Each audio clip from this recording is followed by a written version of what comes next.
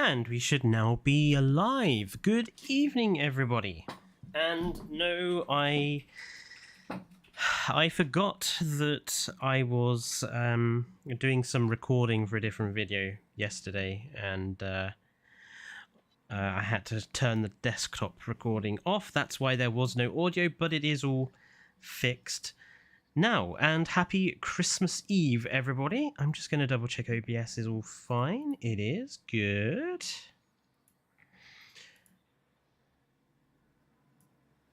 How are we all doing today? Hello, Finley. I know Joshua is here as well. I know Barger is here, I think, in the background.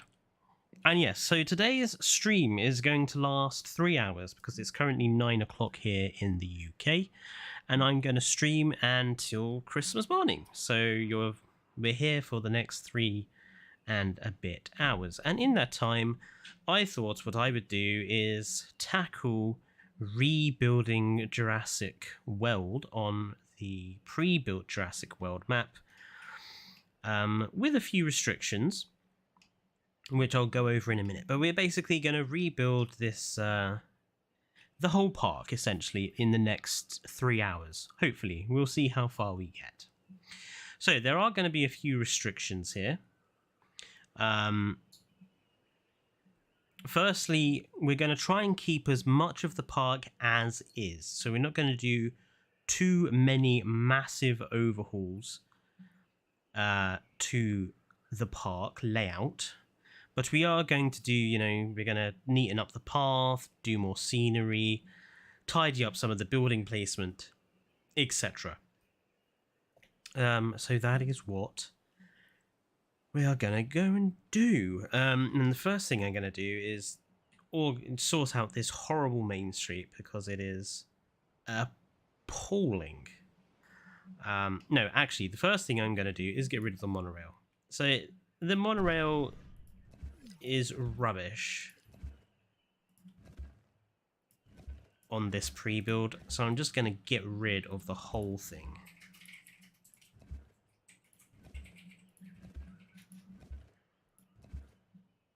Because if we can get rid of the whole thing, it gives us back some land to play with, and we can tidy up some of those sight lines as well. So goodbye, ugly monorail. I mean, honestly, who built this park for this pre-build? I mean, there's so many horrible areas of this park. I mean, look over here with this path. Like, who did this? Just ugh. The T-Rex enclosure obviously is going to have to be rebuilt as well because that is horrifically ugly. Jurassic World, just disaster-free. Yeah, Frontier's abomination known as Jurassic World. And I'm okay, Monster. How are you doing? We're going to get rid of these transformers because we don't need them. As well as all these electric pylons because, again, we don't need them.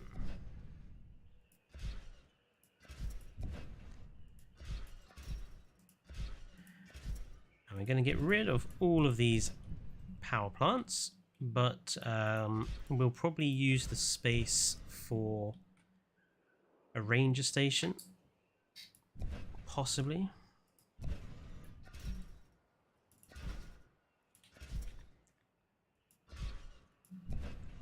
Honestly, the placement of some of these pylons as well, so lazily done.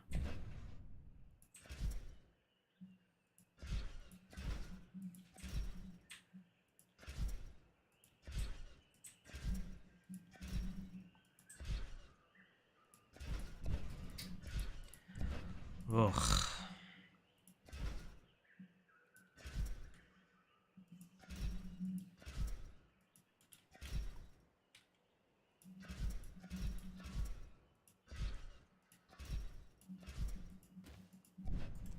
I mean, what's this over here? Like, just this random, like, 90, this curve which then stops here and then goes to a dead straight line, and then you've just got a random hotel that's been placed here. Like, why is that random hotel and these two random attractions here. It's like, what the hell? Right. So we'll keep the rough placement of each enclosure, but obviously we're going to rebuild this. But the first thing I want to do is kind of sort out the path that's around here. Can we move our entrance? Yes, we can.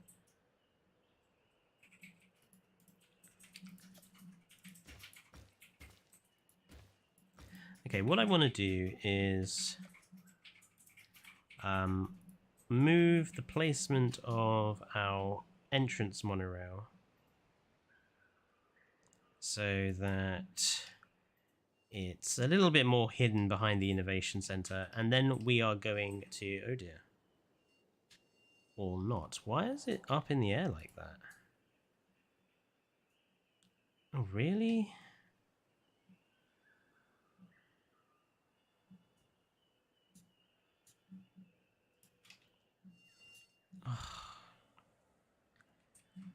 Already coming into problems with this.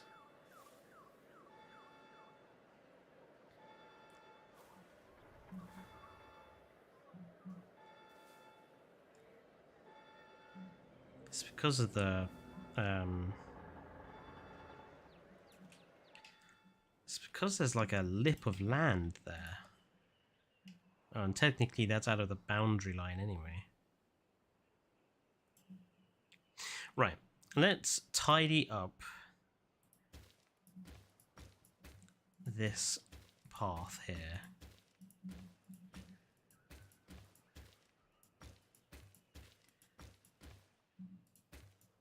Because we want something a little thicker for Main Street, because that is way too narrow. We want something that's going to be about double the width, I think. I'm not going to get rid of these buildings. We will reuse them. We're just going to lay them out a little bit more aesthetically pleasing. Yes, of course, using mods. You know me, I'll never not use mods. As far as I'm concerned, the game is just not good enough to not use them. Right. Okay, I'm going to go down 1 and 2, and then we're going to curve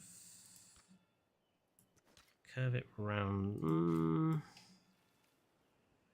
Yeah, okay, we can fill the gap in. We'll curve it round like that. 1 and 2, and curve it around. And then we're going to go straight down and straight across. And then here we're just going to curve it round. Same for here.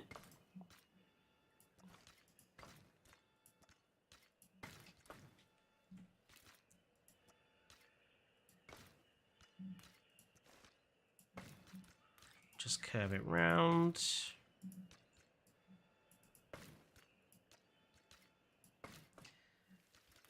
There we go. That's a little better already. Let's flatten out this terrain. No, I said flatten. Thank you. Makes me want to smite the coder who made that off the earth. Yeah, it is particularly bad, I think, this pre-build.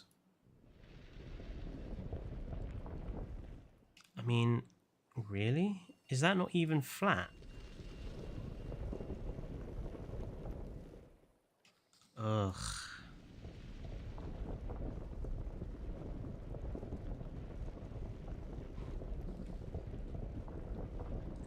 He's not even ensured the terrain is flat before he started.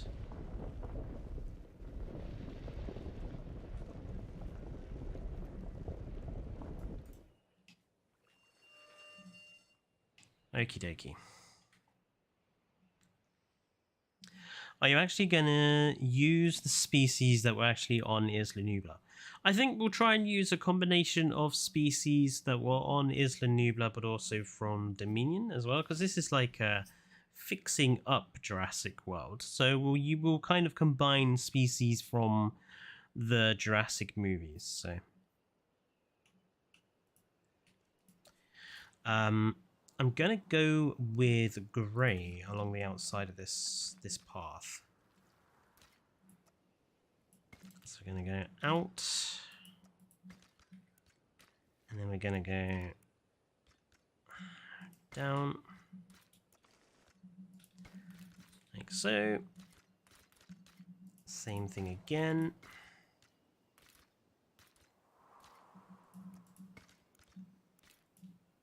Oh shit. Whoops. That's not very festive language, is it? There we go. So is everyone looking forward to Christmas Day? Have you done all your Christmas shopping? Got all your wrapping done? I used to hate wrapping. I don't wrap Christmas presents, okay? I'm a gift bag sort of guy. Like, if it can't fit in a gift box, it's going in a gift bag. And if it can't fit in a gift bag, it will be given to you in the box it came with from Amazon, probably. That's my view. Okay, so I think here now we can now start looking at the placement of these random vegetation things here. Absolutely no attempt to make it look aesthetically pleasing. Oh, bollocks. I just accidentally deleted whatever that amenity was. Was it an amenity or was it an attraction? I think it was an attraction. We'll figure that out in a sec.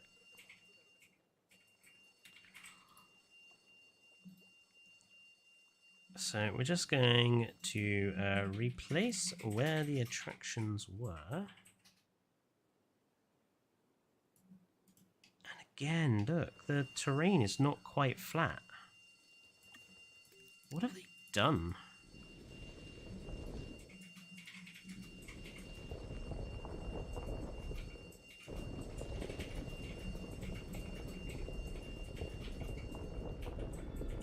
They've got that awkward terrain bug on this map where, like, it's not actually flat, it just looks flat.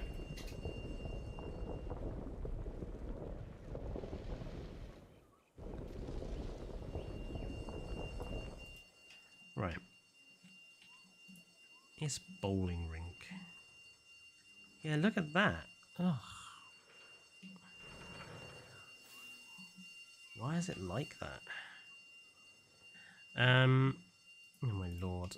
These alarms are very annoying. Let's get a ranger station in and sort that out. This control center we're going to combine with the ranger station. So let's build a response facility.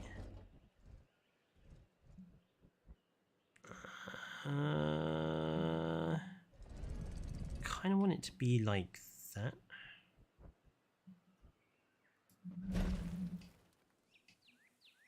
Okie dokie.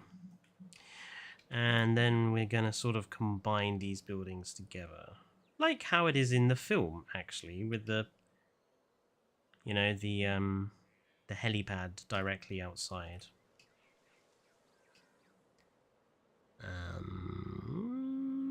Something like that. Yeah, I'm happy with how that looks. He jokes, but he generally ended up giving gifts in very nice, unique ways because he can't rap.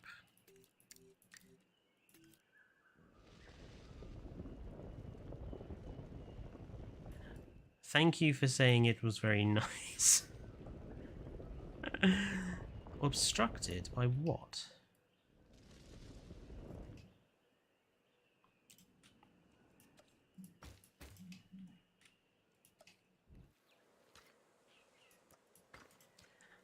Okay. Gonna make sure there's plenty of path around these.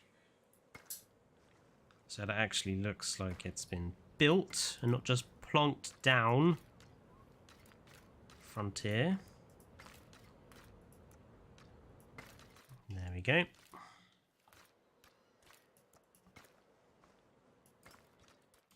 Excellent.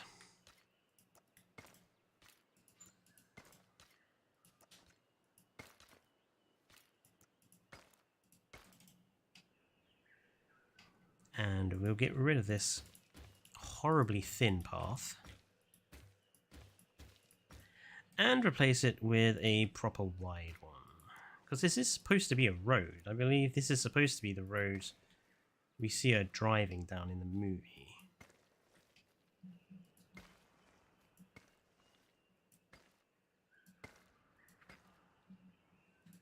So it makes sense for it to be a little wider. Right, Ranger team. Your task is to repair all these sodding buildings. Add task.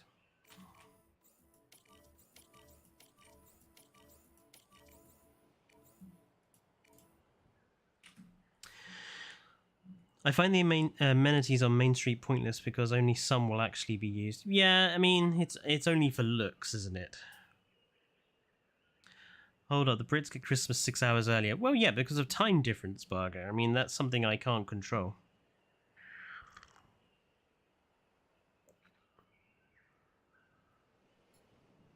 Yeah, Barger, I have heard that conspiracy theory. Same as the one that says apparently all birds are actually miniature robots by the CIA.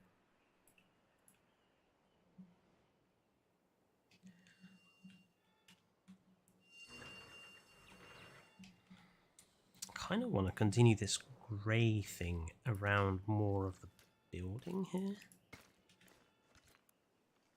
Let's go 1, 2, and 3.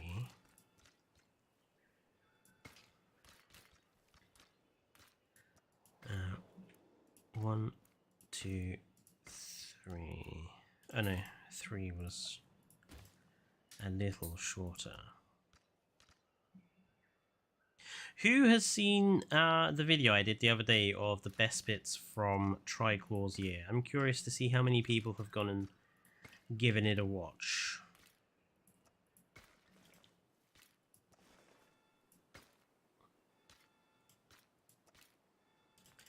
Why is that? Oh, lovely. Well, I'm glad some people have gone and watched it. I was concerned that no one would, because it's just a compilation sort of thing.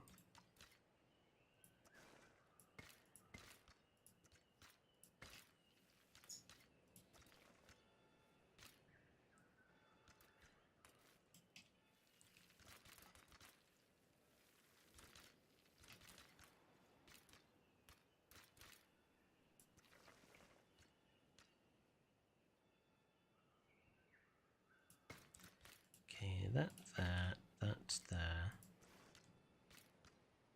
That to...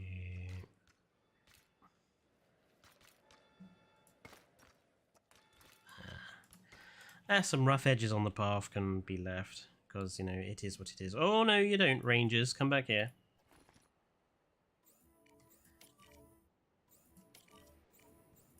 You're going to go and repair these things.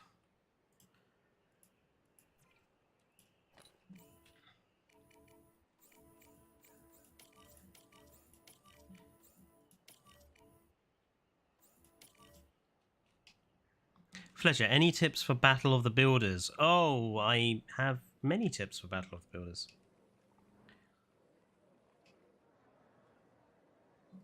Maybe you could do me a favor and sort of be a bit more specific. Like, is there a specific sort of thing that you want tips on?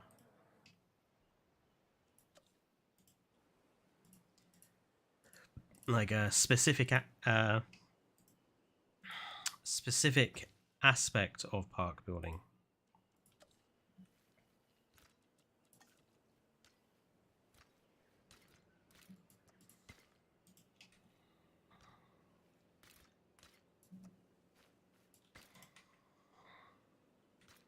Ranger teams are basically slaves at this point. So when they do a task, they have to... Yeah.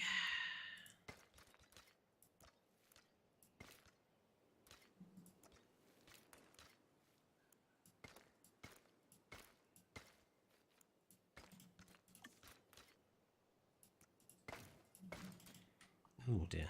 Let's just get rid of those two for a minute.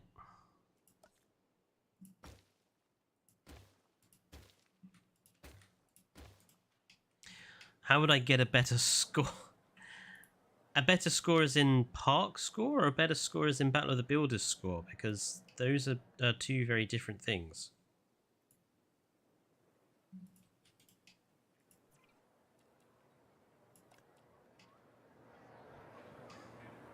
Wow, what a boring colour scheme they went for this particular park.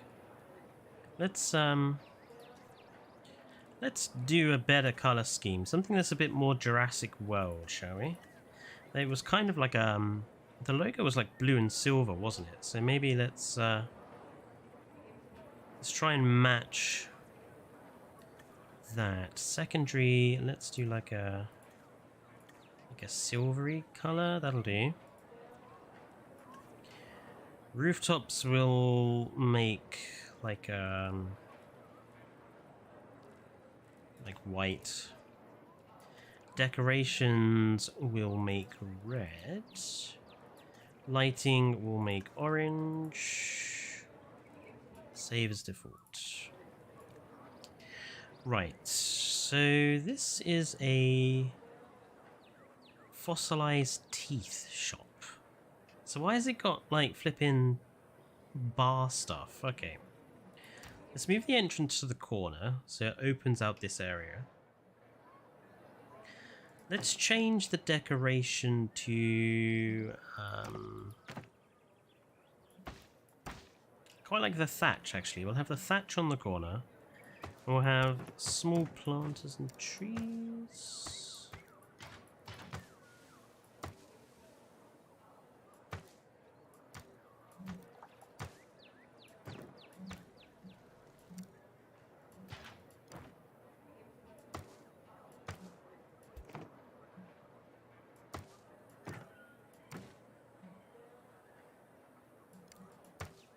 We'll go for the planter box. Oh, well, we'll go for the sign. We'll go for like a signpost. We'll do our own decoration along the bottom. Oh, full parks and Battle of the Builders. And thank you, Aguodon. Merry Christmas to you as well. So building a full park in Battle of the Builders. Well, I mean, obviously, I would say that a lot of the tips and tricks that I can suggest are just sort of basic good park building sort of tendencies. So, you know, don't spaghetti path stuff is a really simple and obvious one.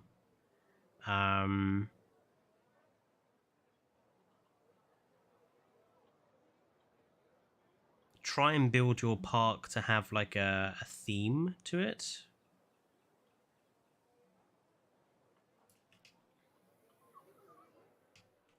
You know, always go into it with like an idea of what you want the park to actually look like. Because I've always found that results in the best looking parks are the ones where, you know, they've been designed with a clear purpose in mind. Unlike whoever dropped everything down on this map, where it was just like, let's just drop everything down wherever we like. Goodness me.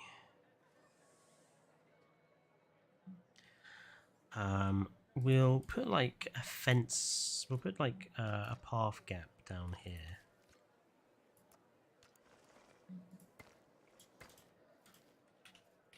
And then we'll put this one, we'll line him up about there. Sort out this terrain again. Weesh.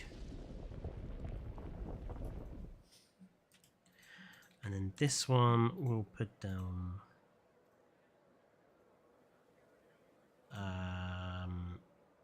feel like this one needs to be quite far back because it's...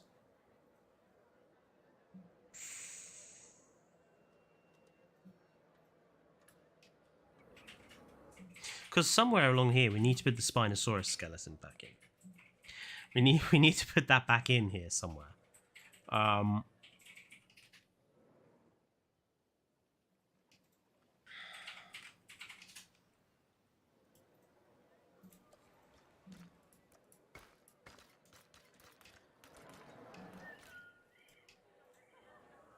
Okay. So this one, let's get our color scheme changed.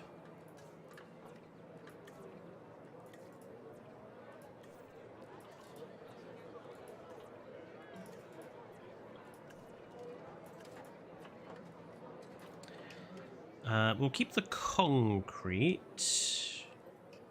Wood with stairs. Okay. Smooth the entrance slightly. Yeah, we'll move the entrance. We'll give this one the upstairs seating. And also, we'll give this one the downstairs seating as well. Keep it crab. Yeah. Okay.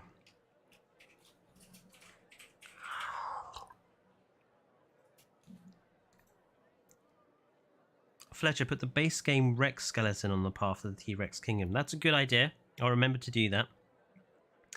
Fletcher, I did make a mistake when I installed 55 new species.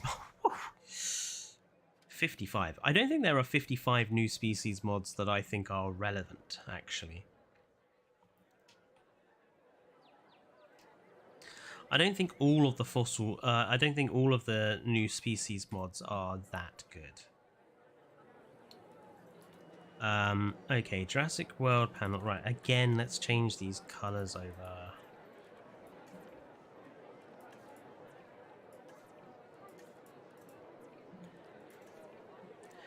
I mean, I know that you should probably, if this was Jurassic World, they would all be actual shops with their own different, you know, color combinations, but I also feel like having a uniform sort of color palette just definitely helps make your parks look a little bit more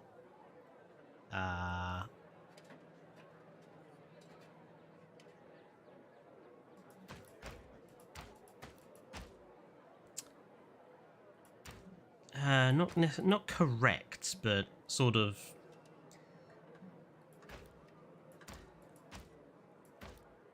less messy looking. With awning, fossil zone. I think that works quite well actually with the thatch.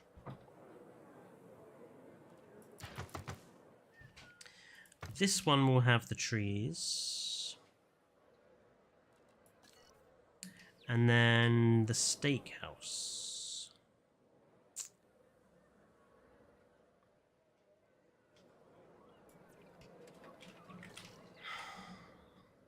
And then isn't the path that goes to the T-Rex Kingdom like down? I'm trying to actually like think about how Jurassic World is organized, because the T-Rex comes from like up here, doesn't it? And then it smashes through the spinoskeleton that's like here. Because the Indo is like down here with all those amber statues and shit. And if I remember from like the opening scenes, the spinoskeleton is like over here. So the T-Rex Kingdom access must be like up here. So let's make this path here.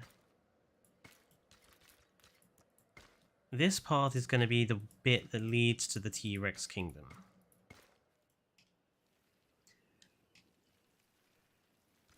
So that leads to the T-Rex Kingdom. That will be another way into the T-Rex Kingdom there.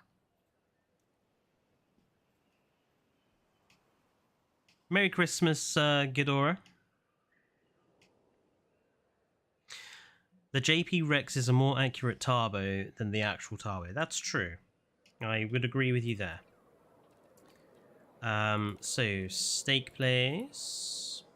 Again, let's correct all these colors. We can always go back and make these proper shops if we want to.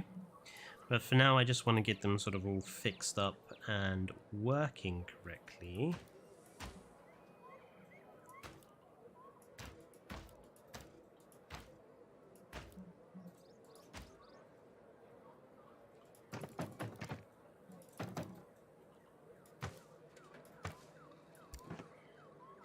I'm going to give this one seating as well.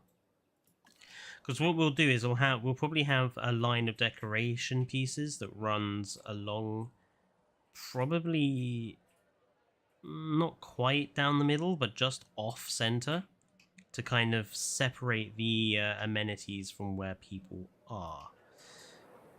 Smoothies.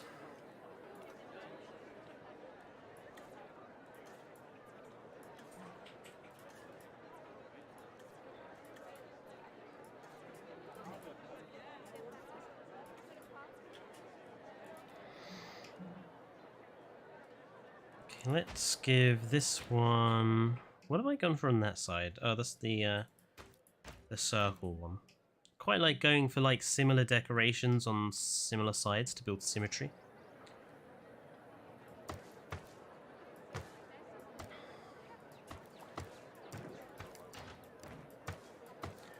Gonna go with seating again here, since this is a drinks place. It makes sense, at least to me.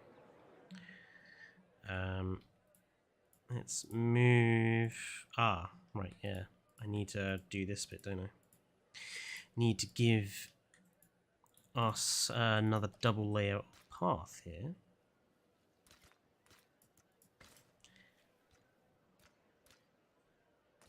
It was like down there, so like there.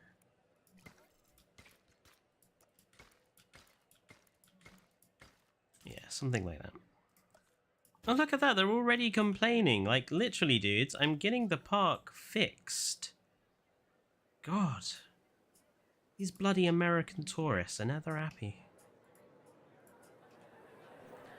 Ah, the ye olde donut shop.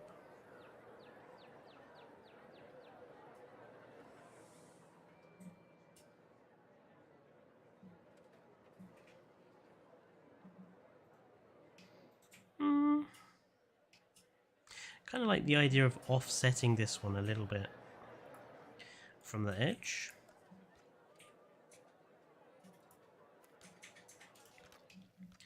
It's got that piece of path there, haven't we? So where was that? About there? Yeah, that looks roughly the same. So like if I put that there, and then we'll fill in this gap. Donuts. What a boring donut shop. Just white. You can really tell that when they made this, it was just like, yeah, we'll just throw any old shit in here. We won't try and make it look good or anything. Just throw any old crap in. Oh.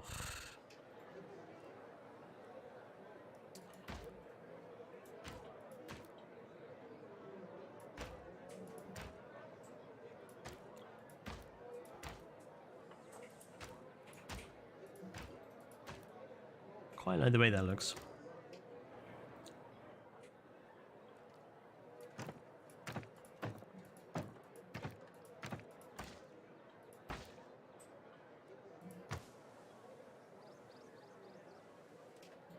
Go for the palm trees. We'll have seating. We'll do seating ourselves for that one.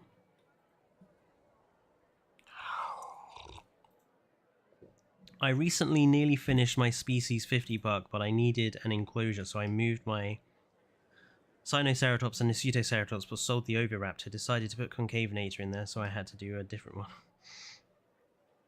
I haven't used the Concavenator yet.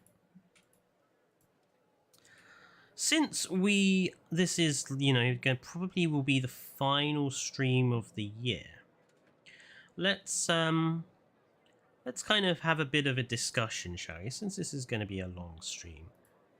In terms of the DLCs that we had this year, what do people think of them?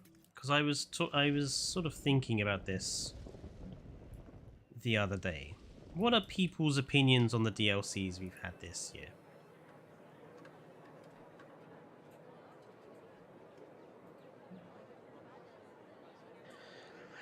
Because I feel like the Carnivore, Cretaceous Carnivore pack, which is obviously the most recent one they've done, I feel like everybody really likes it, and I don't have much of a thought, like a feeling about it, because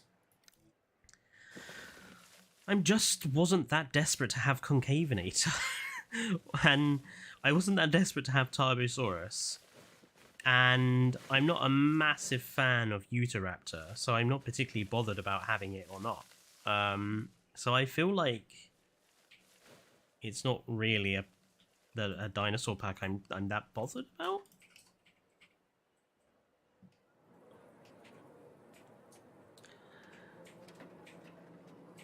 I know it will do that, the monster, but it won't do that if I'm just like using the stuff that's already on the map. It'll only have it as the default if I build a new one, which kind of takes away the point of doing the map rebuild in this way. I'm kind of happy with that being there, oddly enough. I actually think the white and the concrete actually works quite well for this lab tour, so I am going to leave that one as is. And I think we'll put the flaming pillars outside as a little Jurassic Park reference.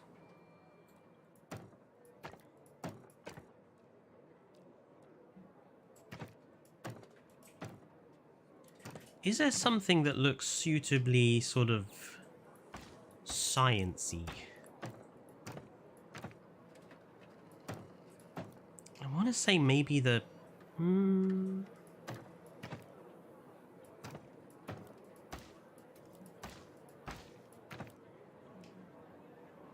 I think that works.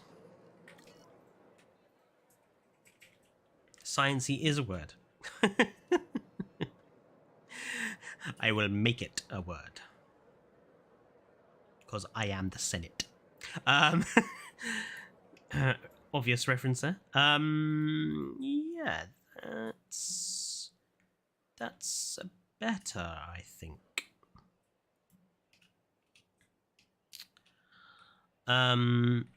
Fletcher, how would you advise making the 1 minute video? That's a good point. I would actually suggest, Finley, you go back on our channel and you find the Pharaoh's Valley video that I uploaded for my Battle of the Builders when Evo was doing the 40k thing. That was limited to 2 minutes, but I would say you use that as kind of a template. It kind of basically highlights that, you know, showing off the most important areas of your build in really quick, short segments.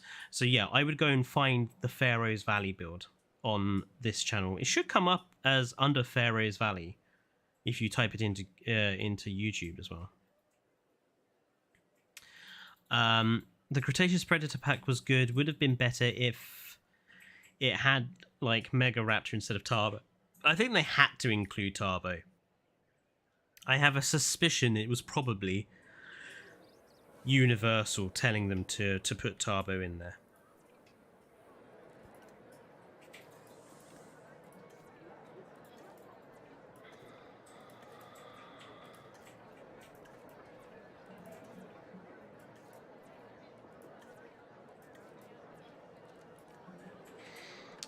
Hello, Nicholas, and thank you. Merry Christmas to you as well. Feathered pack was a fun pack. I like the Utyrannus and the Dino. Marine species was tremendous. See, I think the marine species pack is the best pack we've had this year as well. I'm really surprised more people didn't, like, gel with it.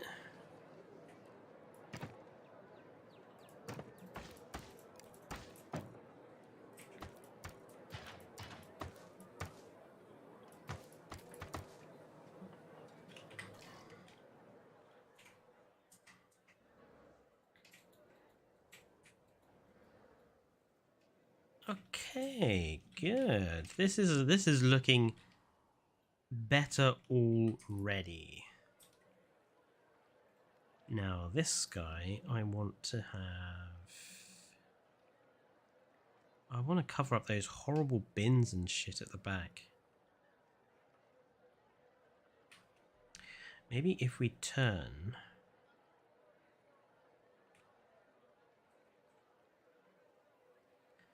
Yeah, we'll turn this one. And what we'll do is we'll move the entrance to being in the corner.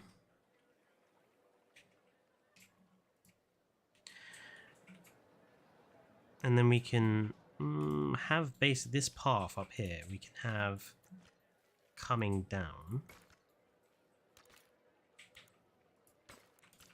And then this can be like right next to there. That's better. And then if we do something similar here, so we can go straight down and then we can put this next to it. Like right there. There we go.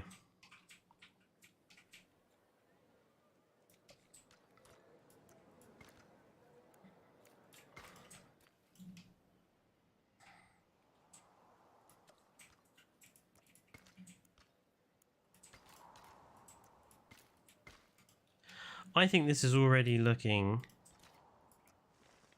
greatly improved.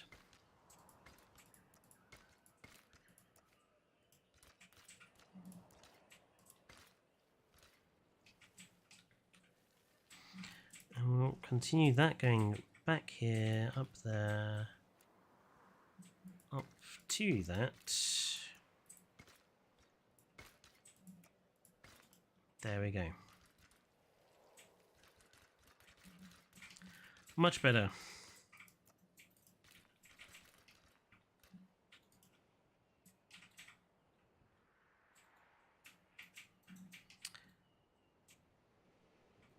If I had to rank the packs this year from best to worst, it would be marine species, feathered, and then predators.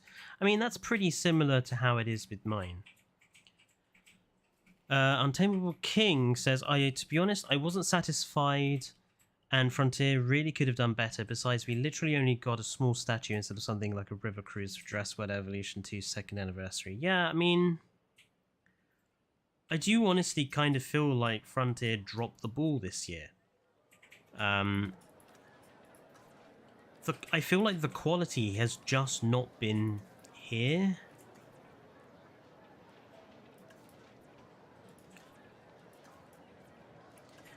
That's why I said in that video I did the other day that I feel like the game is kind of dying a slow death right now.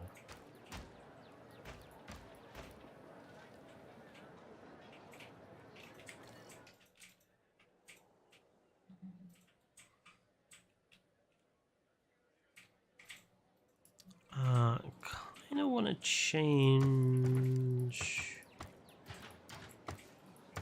the decoration there.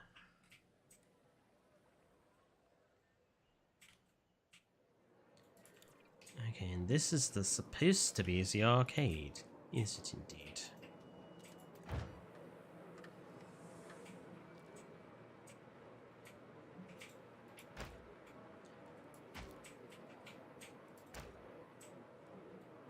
Keep the metallic triangles.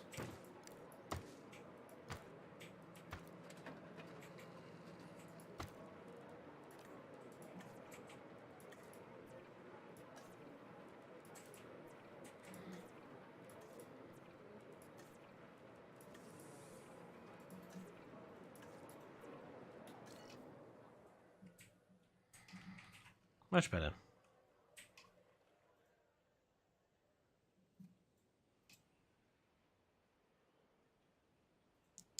I don't know what to do over here right now. We'll leave that for the moment. We'll put the toilets back in. Not that I think it makes sense to have like separate toilets. That bit doesn't ever make sense to me. Like, none of the buildings have toilets. Why?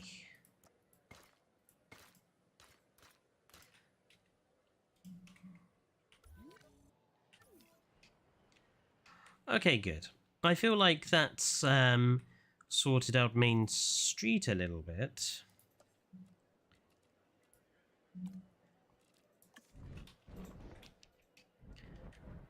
So, let's sort out the decorations. Don't want it to be right up close. Kind of want it to be about halfway.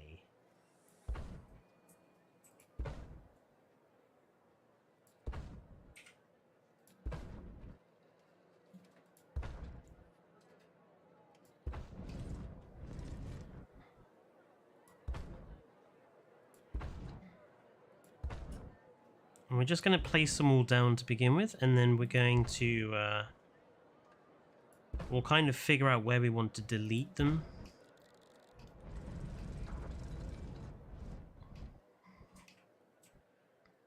About there.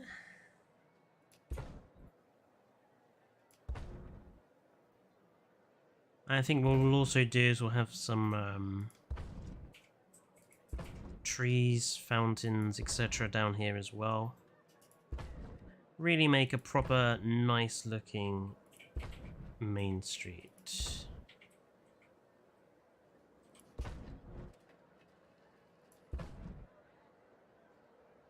Okie dokie.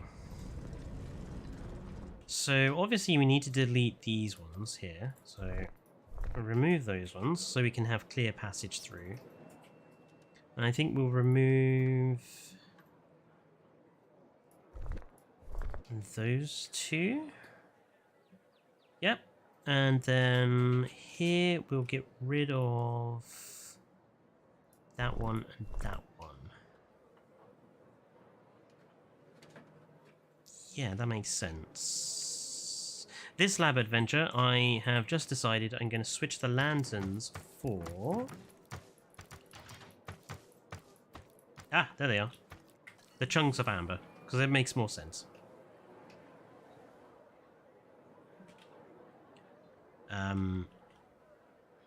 Right, let's put in some trees. By the way, I am keeping an eye on the chat. Sorry if I'm not talking as much as I should be. I just want to make sure that I can also get quite a lot of the building done as well. So do bear with me, I am keeping my eyes on the chat.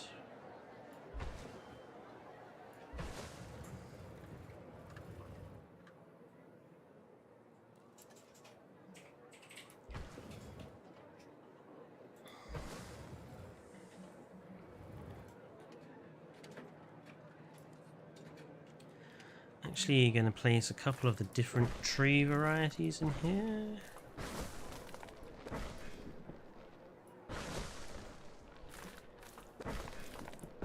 Just for a little variation there.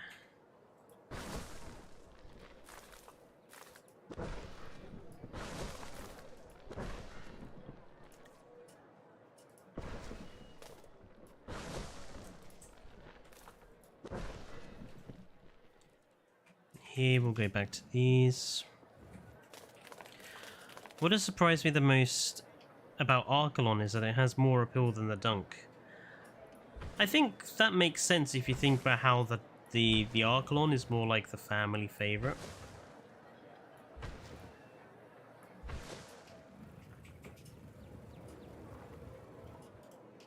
Get rid of these. And place in a couple of these instead. There we go. I think we need a fountain down here, don't we? Let's see. Do we have one that's actually not going to be too huge?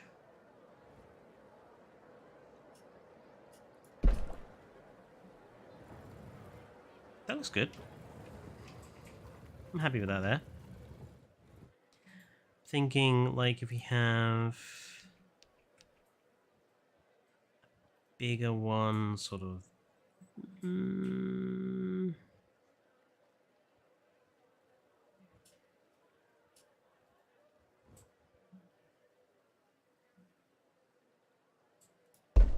Like that.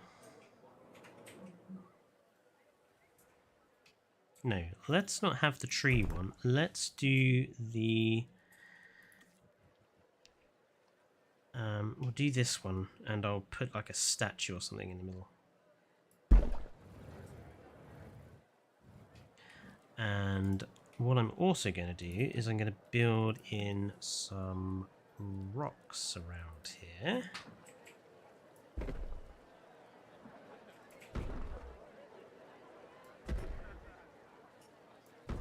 Oh, you little bugger.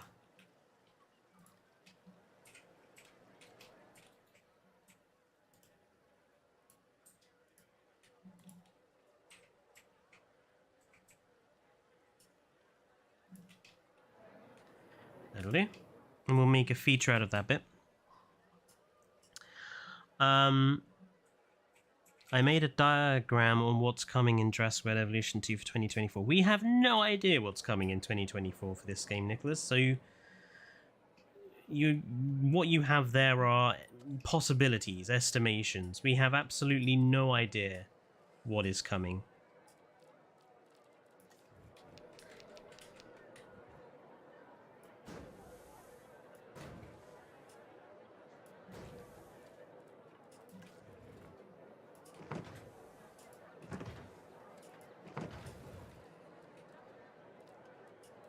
I feel like we can have a couple of maybe like amber statue here.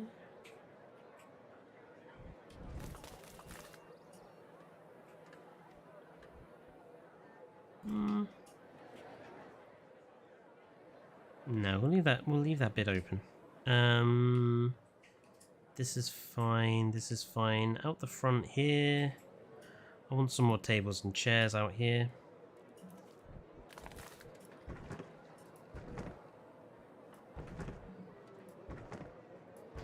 Make it look like proper busy.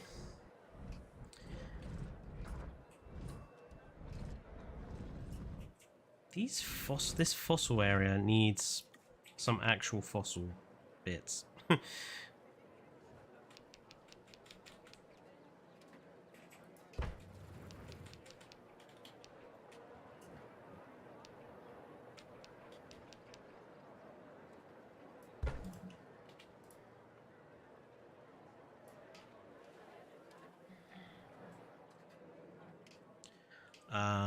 Yeah, I'm a little happy with that.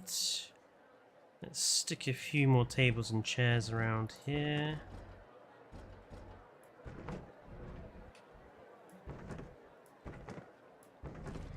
And all the drinks places should have plenty of seating and such.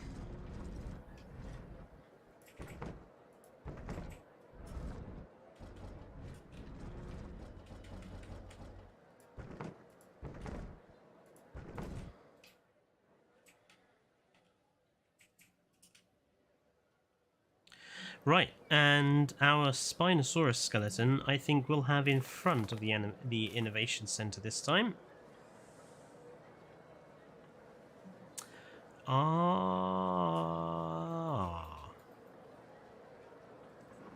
Actually, let's not. Let's have it...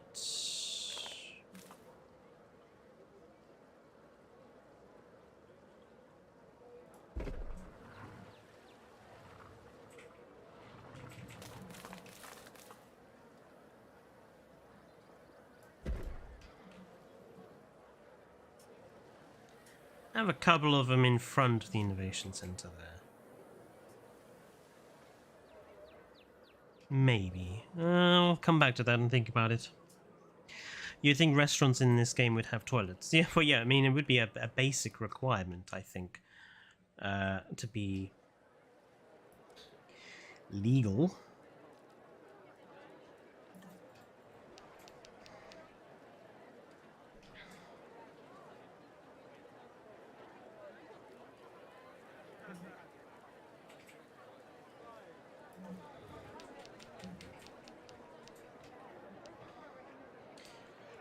That is a little bit large for there, I think. So we will just have something small.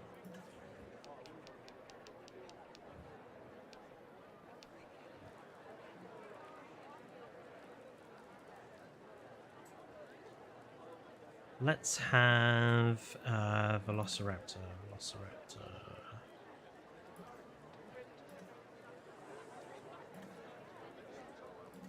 What the?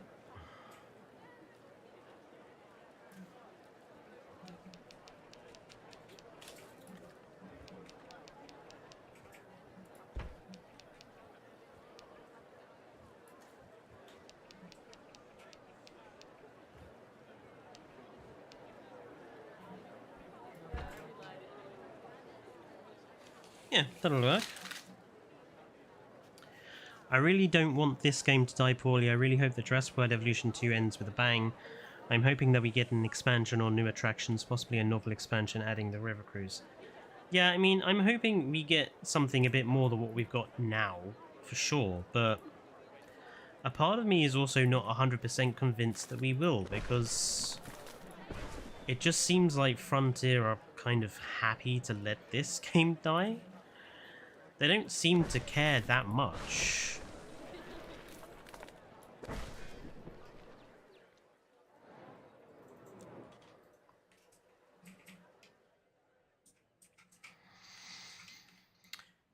Right, I think it's time to rebuild the T-Rex kingdom.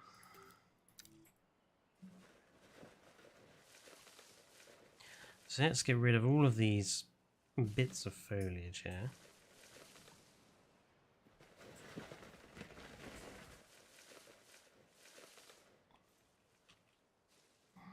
And look how lazily built this has been.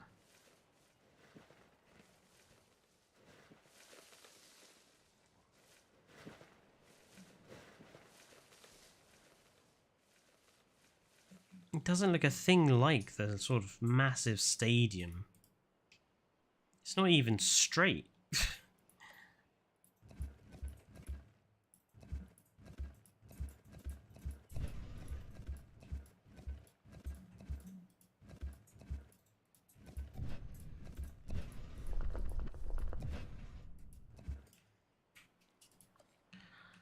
Dearie me.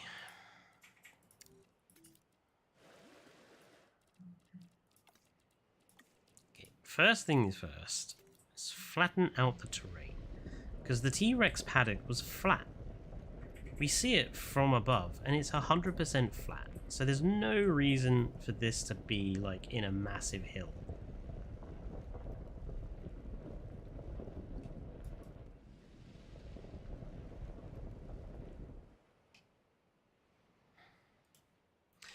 Right. Secondly, we know it has those stadiums looking down, doesn't it? So I'm thinking,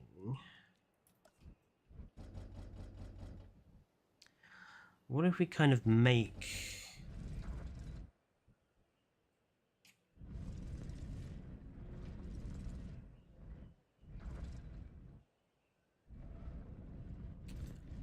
I'm thinking here.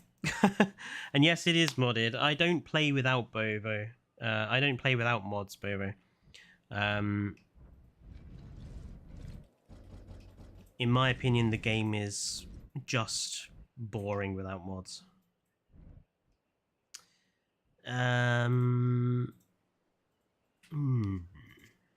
Okay, let's put the wall in first, because it's got to be...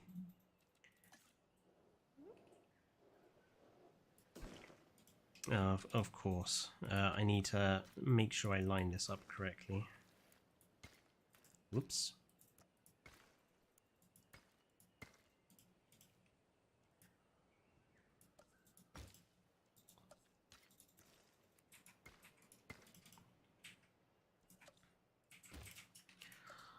Right.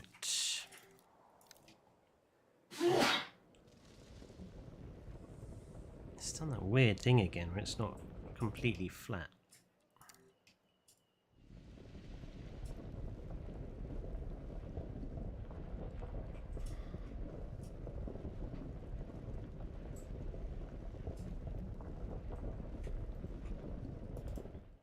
Right, let's put in the wall. Let's use this path as a guide.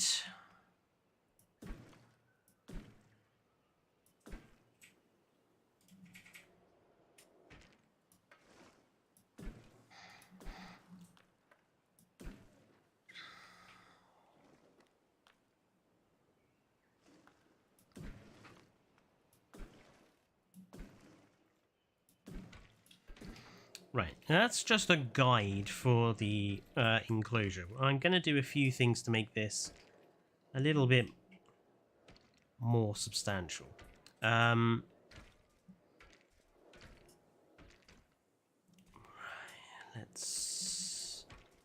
Let's actually double fence it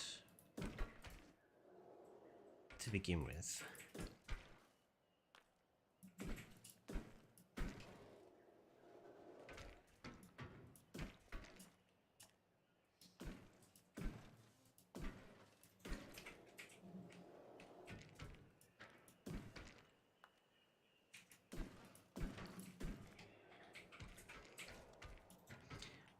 In goes the double fence.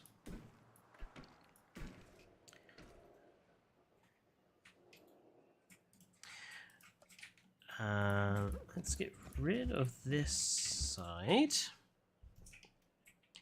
and get rid of this guide path. What I'm going to do is kind of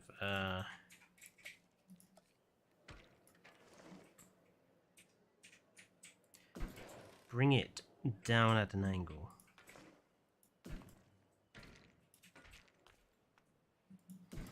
And that gives us kind of an entrance.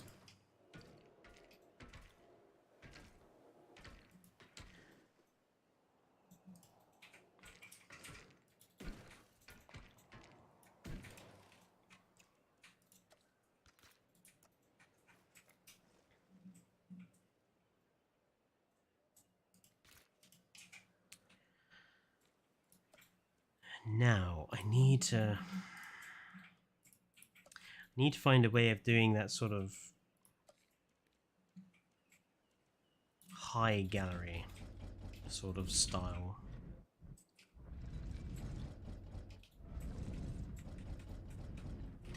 Which they had along one side.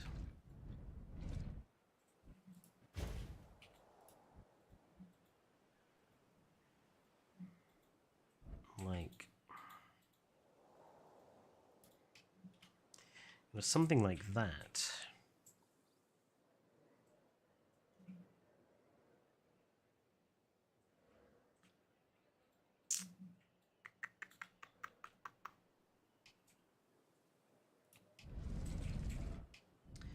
Maybe if we did it over on this side.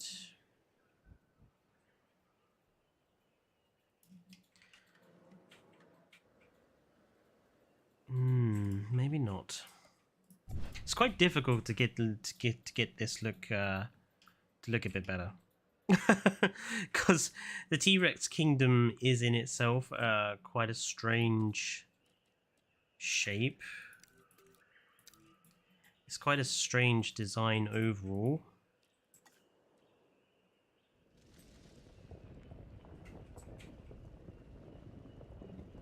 Let's sink it in. Sink it down. Because it's also got that canopy of trees, isn't it? So it's got to be like...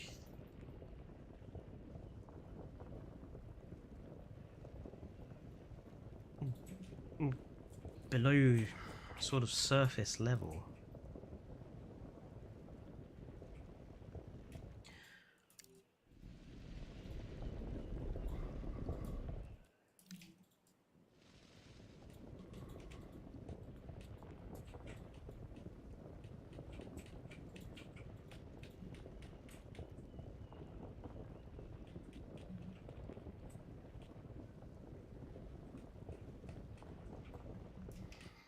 Okay.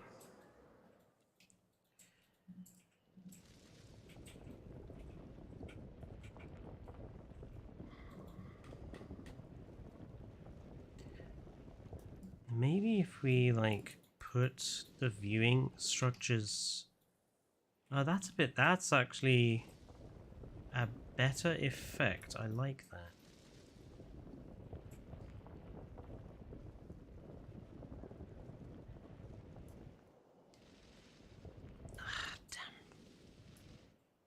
Let's go forward just a little bit further. I like that effect. We kind of got like the effect of the high wall there without actually having a high wall. So that I am happy with. Let's continue and do something similar around here.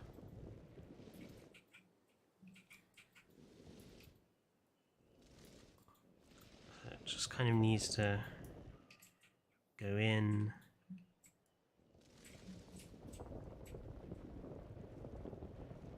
Basically like that.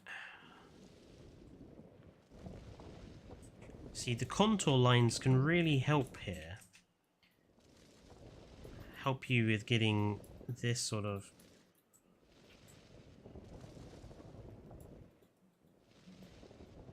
very close detail work. That one is a little out.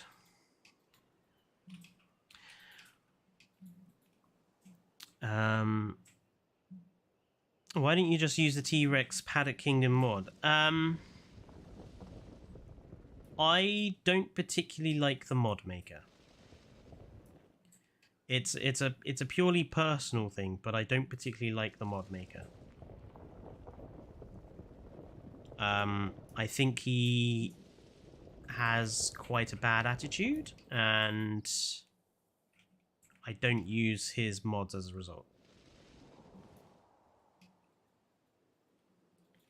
And yeah, my hand is steady when I'm doing this, but if you saw me like trying to paint any Warhammer, you'd see that my hands are terribly not steady. I can be really steady on a game like this, but when I try and actually use my hands for anything, I'm useless.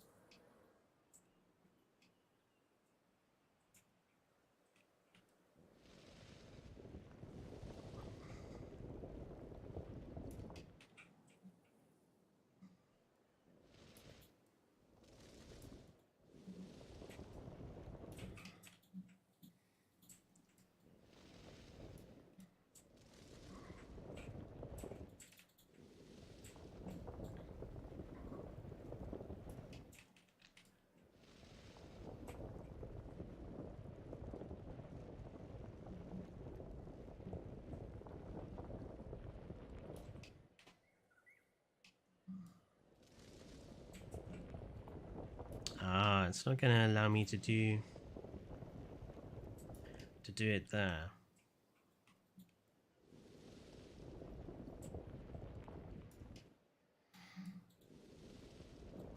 Okay, what we can do is we'll use terrain smoothing to try and get the same effect here. So we'll just make it all relatively the same level. Need a bit more here. And then we'll use smooth terrain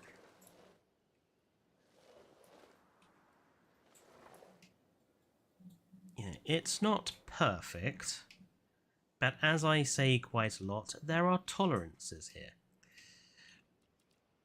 I actually want to give this area a bit of a terrain overhaul as well, because we know this is supposed to be a like a redwood forest, isn't it? So let's give it a nicer ground texture. Excellent.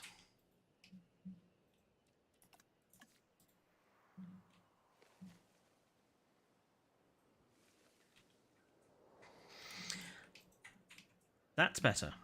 Now, what we can now do is put in the viewing galleries that I wanted to put in.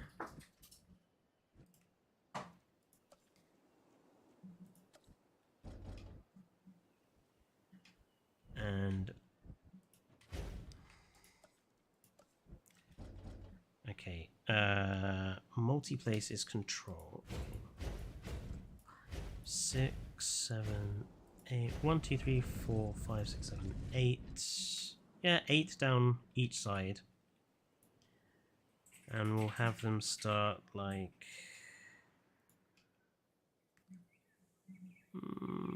yeah, 1, 2, 3, and 4. And then we basically want to go and do the same on the other side.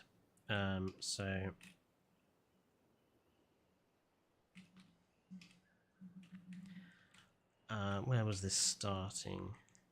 Also these... oh, they're not straight.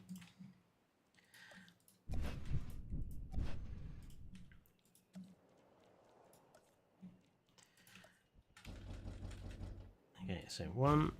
Ugh.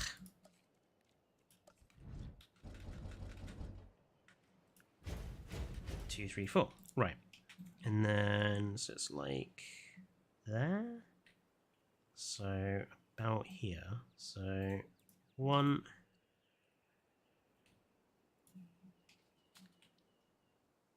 And 2.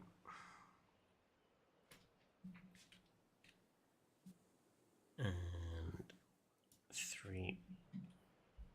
And 4. There we go.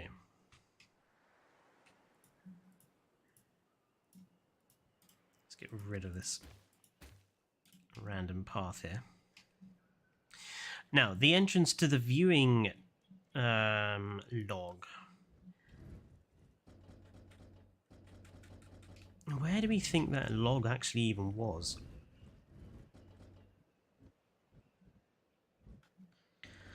I think it was probably roughly center.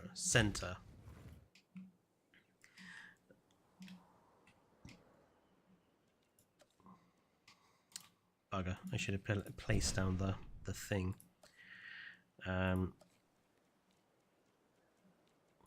Log. Roughly center. And I actually think it makes sense for it to be kind of off to the side.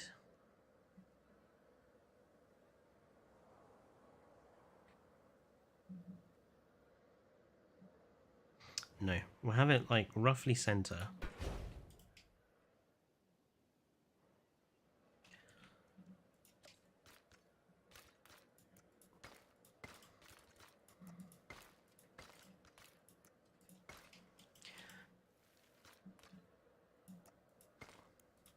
And then down here, this is where we'll have the gate.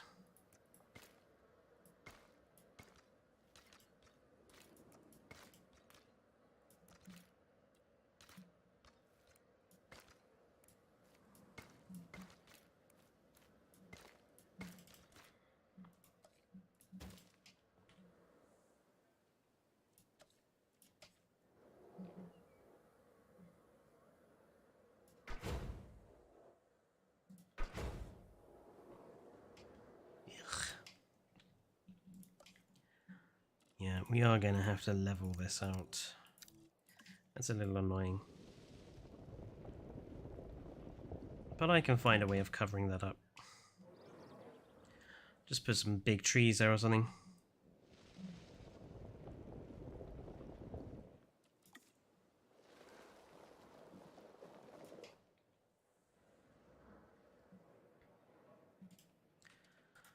And then obviously we need to have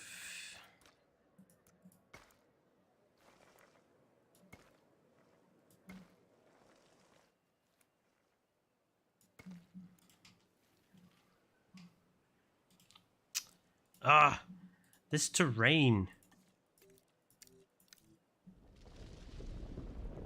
It's one of the most annoying things about this ISLA NUBLAR map is that it's slightly off.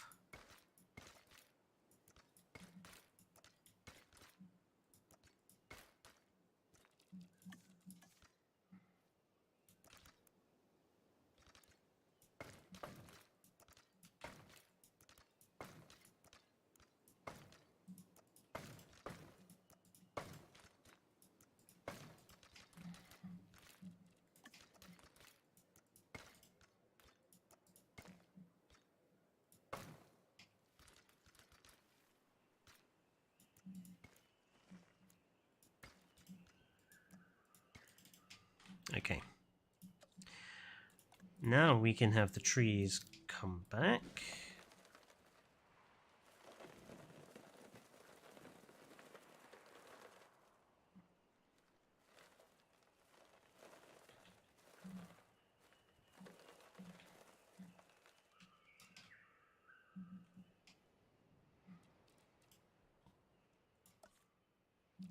Suppose we better put the path in for these guys.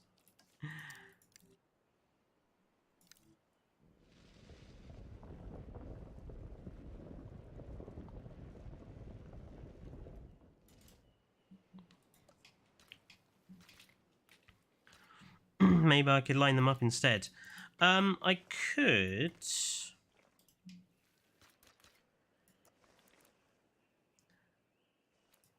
But we do only see the one.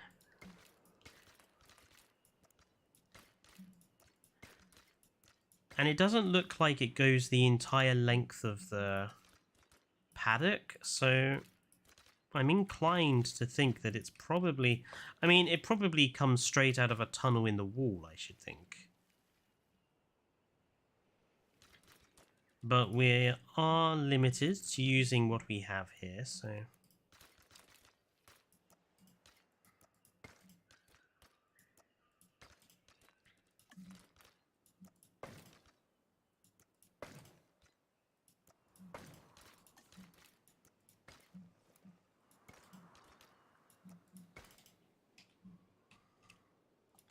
Can we place the trees back in here to cover up that bit? Apparently not. Seriously, the tree brush in this game sucks.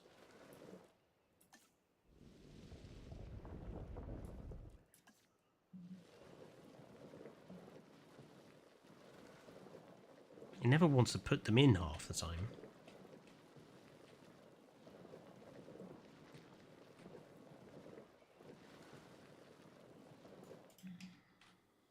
I'll have to do a bit of manual tree placing, I think.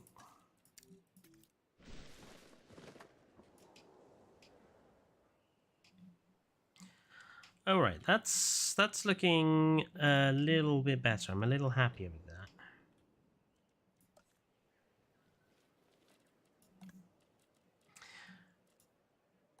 And I'm gonna grab this wall again. Let's go out sort of to there.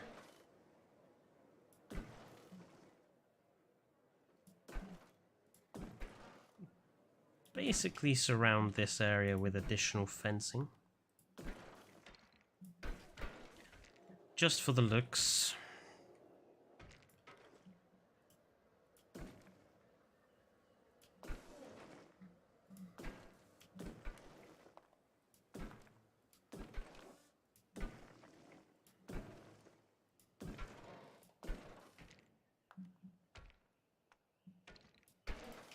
There we go.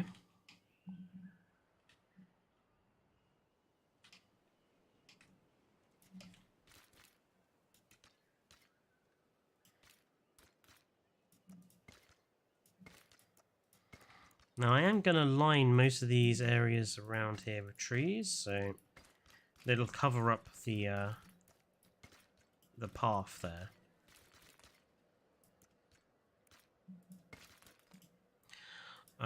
We wanted to put the T-Rex statue in here somewhere, didn't we?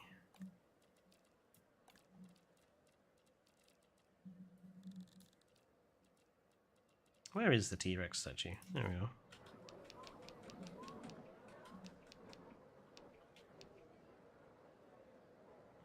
Thinking, let's have it kind of there, or actually let's have it kind of there.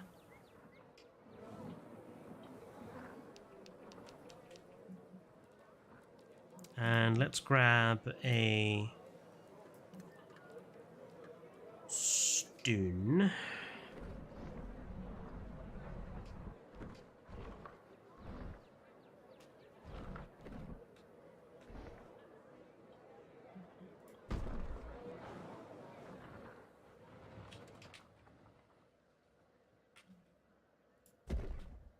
I'm gonna grab a couple more.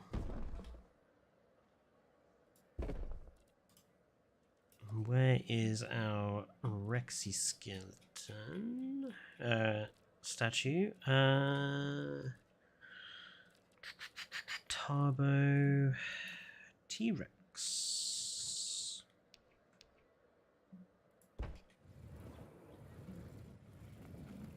Excellent.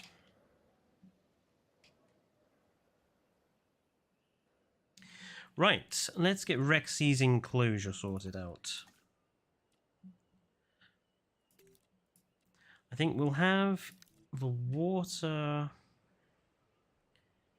going kind of around, so something like that.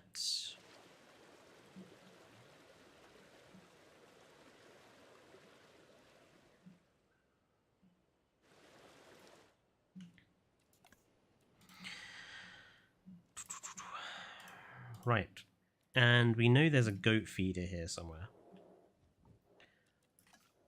So let's plonk one down here. Also going to plonk down a bog standard meat feeder around here as well.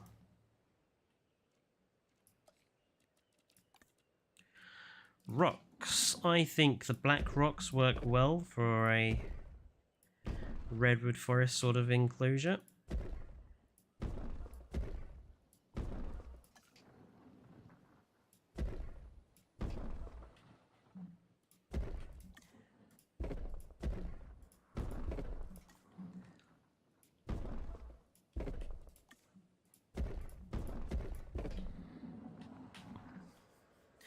That's good. Fletcher, what creatures would you put into a Cenozoic pack? And no, I haven't played the Lego Jurassic World game. I kind of went off the Lego games after the Star Wars ones, to be honest. What would I put in a Cenozoic pack?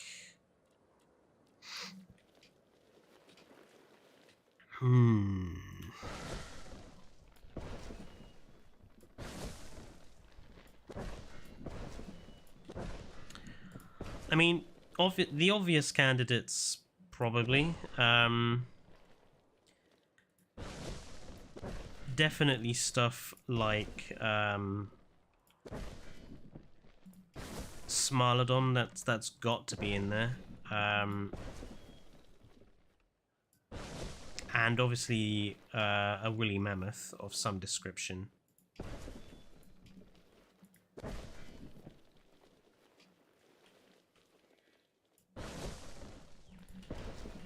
But it's what you would have as the other two that's kind of the sticking point. What would I have as the other two?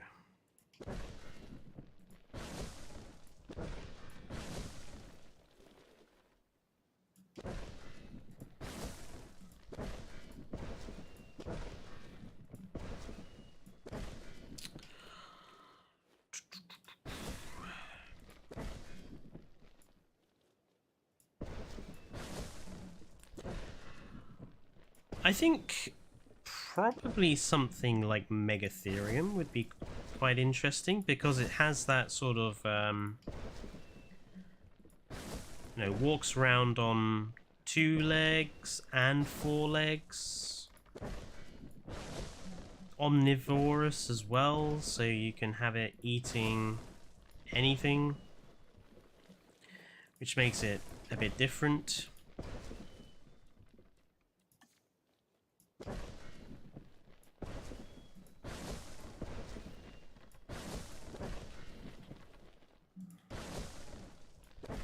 Plus, it's a giant sloth, so that's just cool, you know, instantly cool. I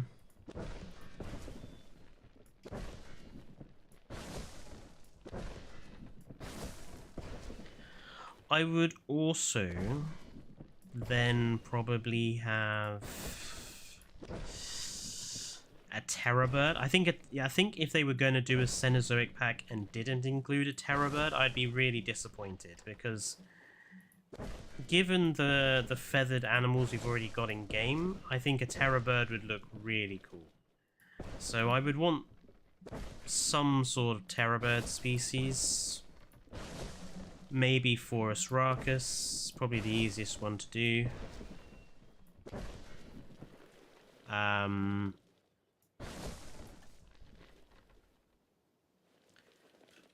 Right. I think I'm going to switch now to some temperate stuff.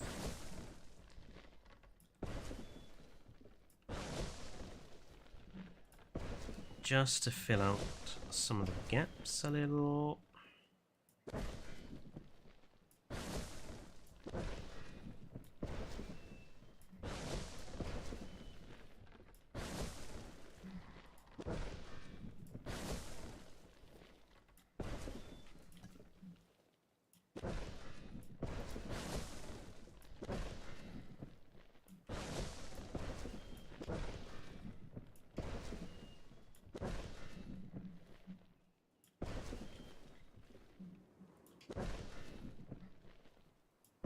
There's, you know, the other species that would be cool to have is obviously the Doedicurus, you know, the giant armadillos.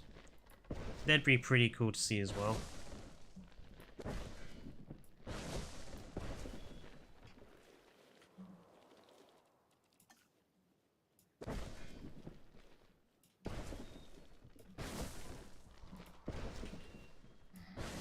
I mean, there's a great many Cenozoic species that would just work really well in this game, I think.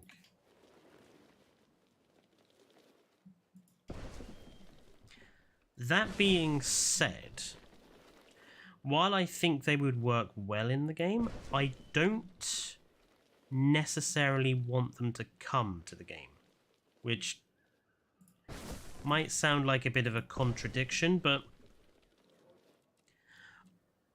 I honestly would prefer them to kind of stick to reptiles.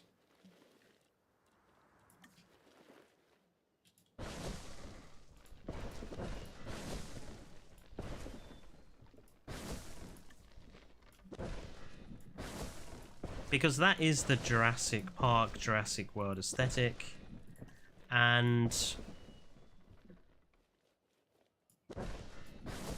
I just think that's what the game should be about. It should be about the reptiles. It shouldn't necessarily be about prehistoric mammals. And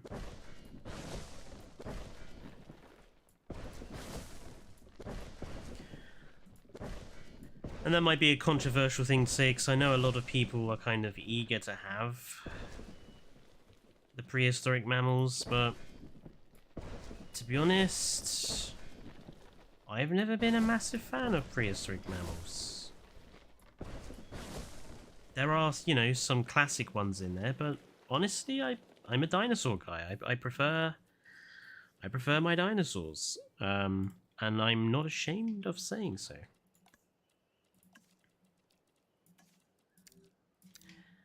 Okay, I'm just going to use some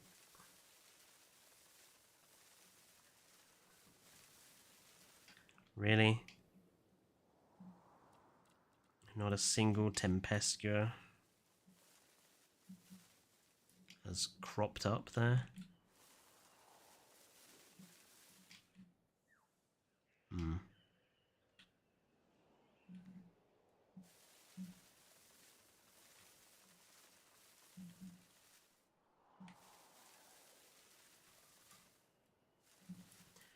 I mean, obviously I'm not being as neat as I normally would be for a park like this, but I just want to get the general feeling across. I think that's a bit better. And then what we'll do also to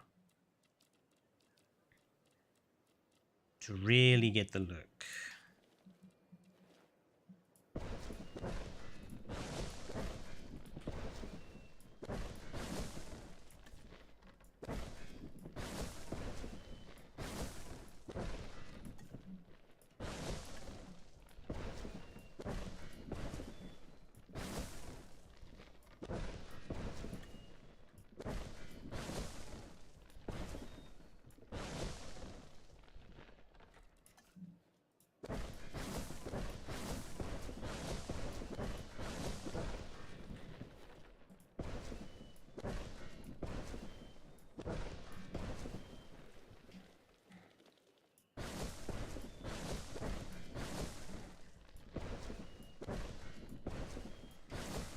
Also helps to hide those awkward little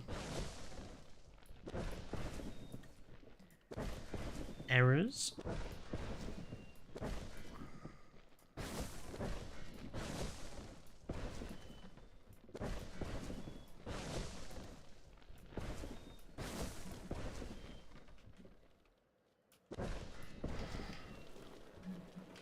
It's all about layering.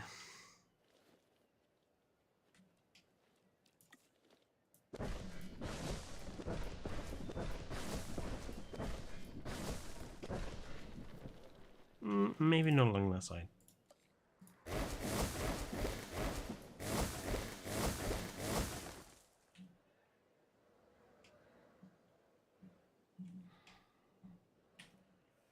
I feel like if we got a non-dinosaur pack, I would add Postosuchus, Scutosaurus, Coeliosaurus, and because some people want it, Megalodon. I just don't see the point of having Megalodon. I'm sorry, it's just a giant shark. I don't get the fascination with it.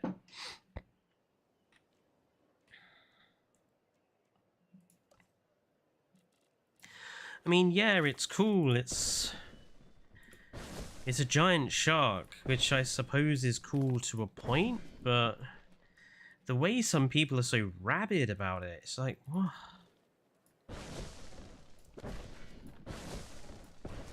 There are so many more interesting prehistoric marine animals than what is essentially just a shark. A big shark, yes, but still just a shark nonetheless.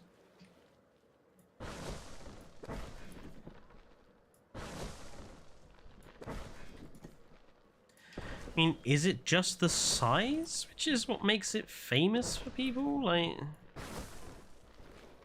is that literally it? Is that the only thing that people think is special about it? Because if that's all, then people need to get out more.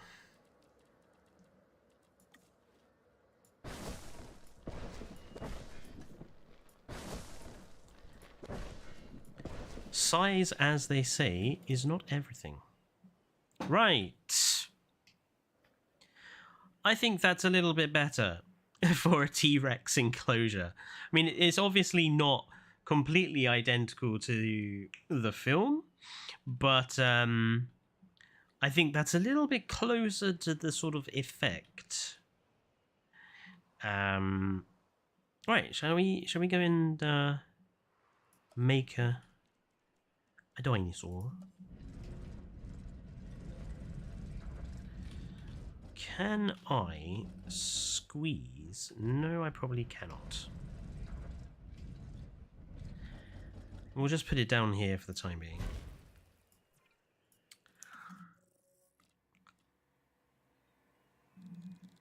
Tyrannosaurus Rex. And we could do Cretaceous Calamity Rex, could do a Marvelous Rex, or do we want to go for a Special Rex? I'm thinking, what about 1997 Rex, the Buck?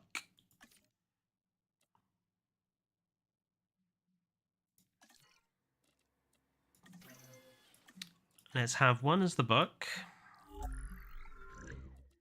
and one as the female. So you've got a mating pair of oh dear. Aggressive, antisocial, and intolerant. Aggressive, antisocial, nocturnal.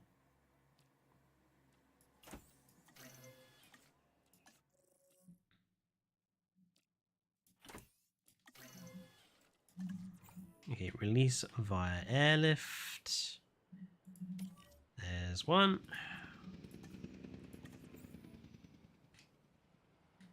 And there is number 2.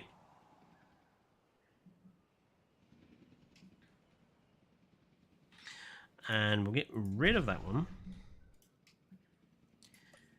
And we will just put in trees down here. Just to improve the lining. There we go. I think this is looking pretty good so far. Hello, Jurassic Mation. How are you doing?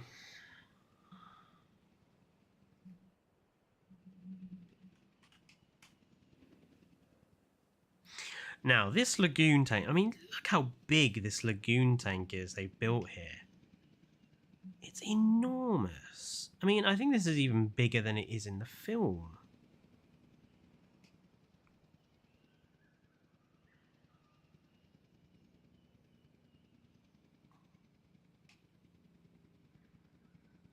It's a shame we can't divide it into sections, because this could easily become like 2 or even 4 lagoon sections.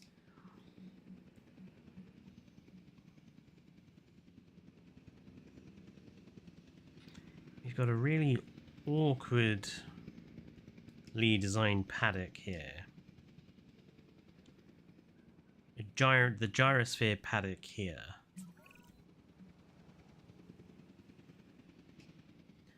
I think we'll deal with this lagoon area next.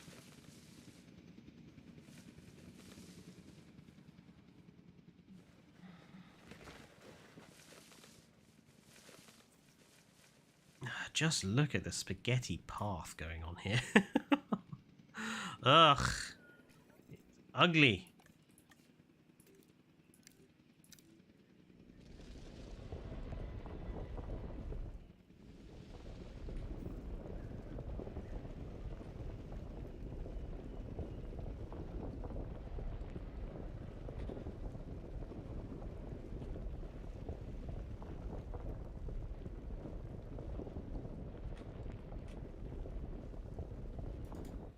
Get rid of that bunker. Get rid of that transformer.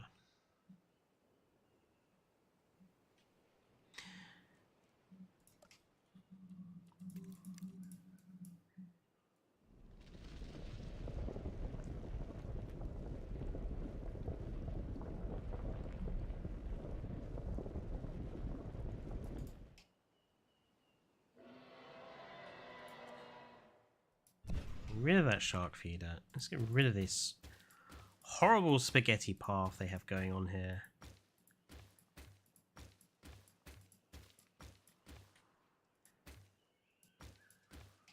I want to make this lagoon area more impressive. Because, I mean, look at it. It's just like... it's so substandard. Jesus.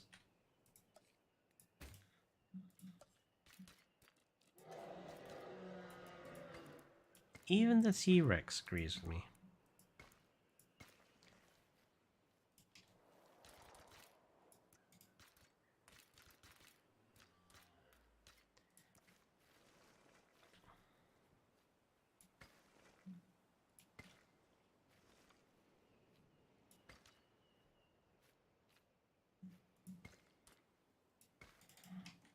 Let's get rid of these bits here.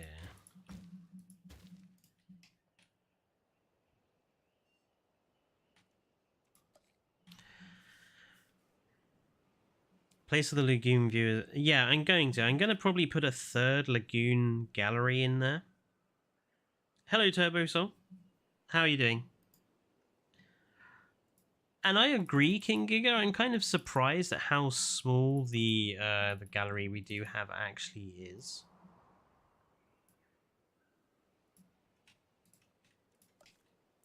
It's pretty tiny. I mean, obviously the one in the film is enormous. It's almost too big, but...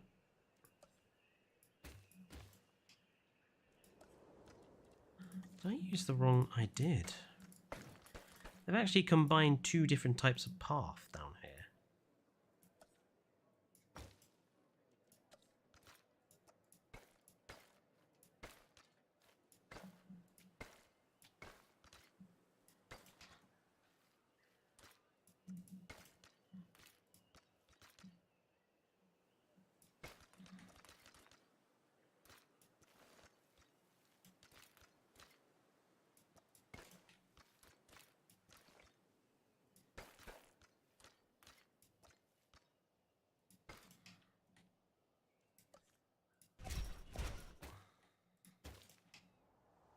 We'll sort out that enclosure in a minute.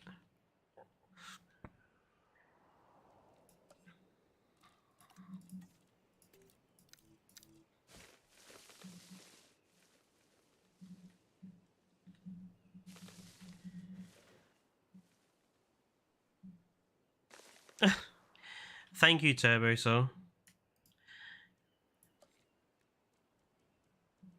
At least it's nice to know that the donation system is working again, because we haven't been able to test it since we got it cleared through Google. So it's nice to know that it is actually working.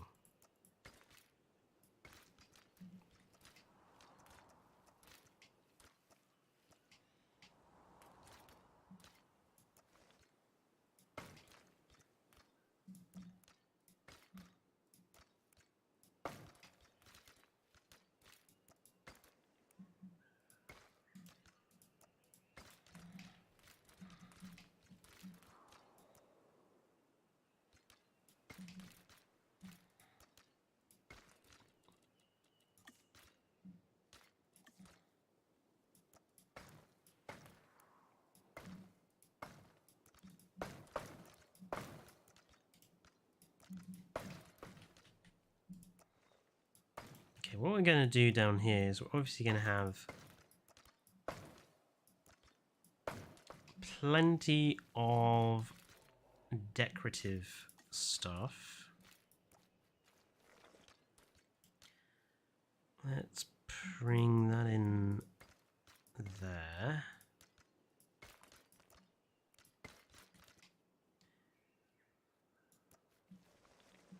Bring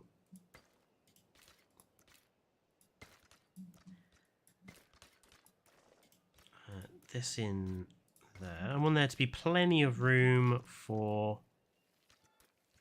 fountains and stuff. And then what I am going to do is somewhere in my big list of decorative pieces are these wall sections. And I'm going to wall the this lagoon area in.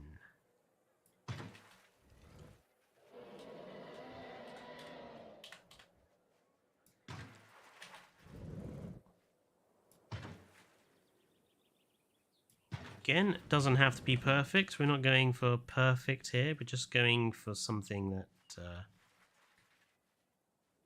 will look not too bad.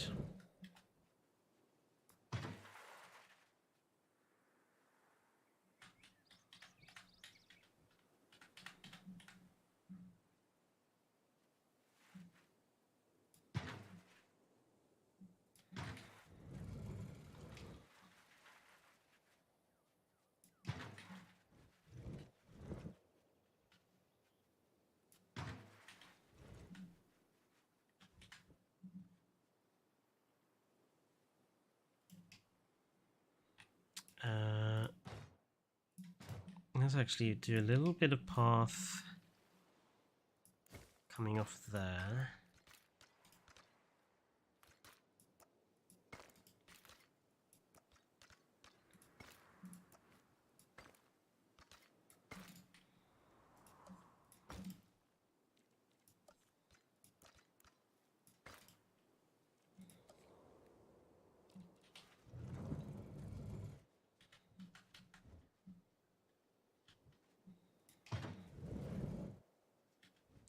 Don't mind there being a bit of a gap here. Gives me somewhere to plant trees.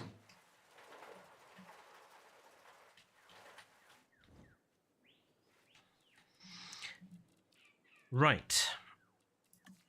Oh dear, that's a bit large. What was I looking for?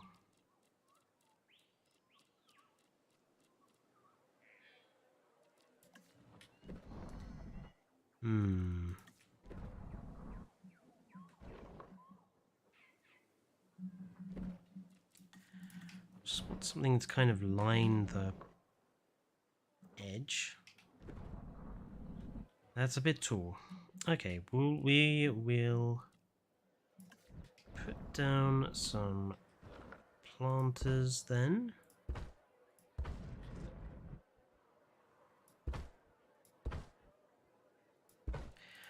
Right, fountain. That's too big. Still too big. That's a bit more like it. Where's the lagoon sign? There it is. Are you guys arguing in the comments about what's related to Komodo dragons?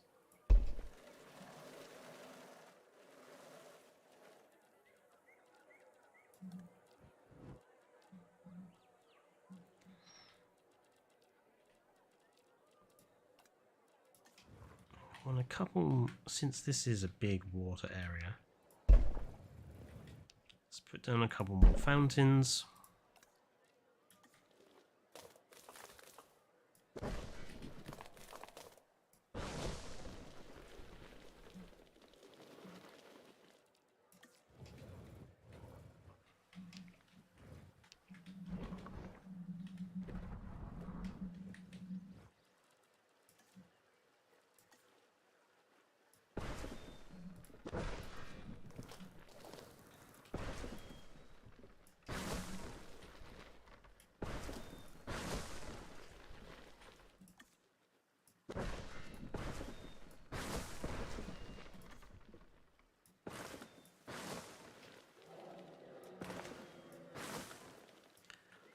I mean, those wrecks allowed.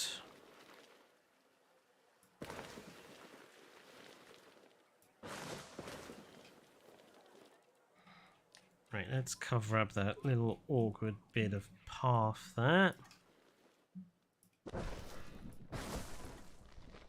That's a big.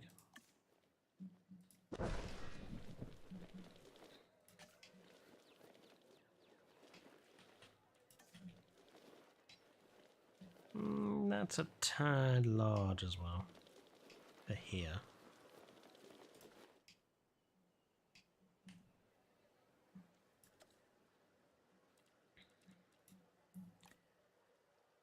We already know Spino is probably going to be an elephant seal in the future.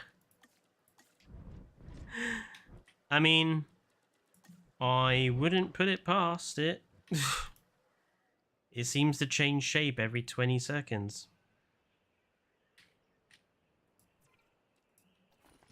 Right, add task.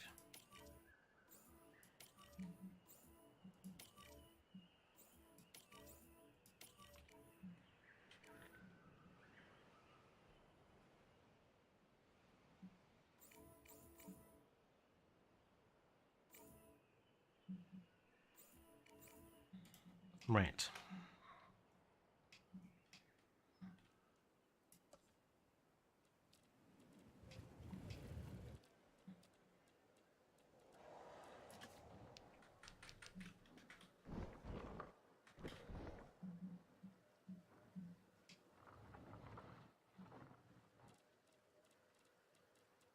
Maybe some small-ish planters.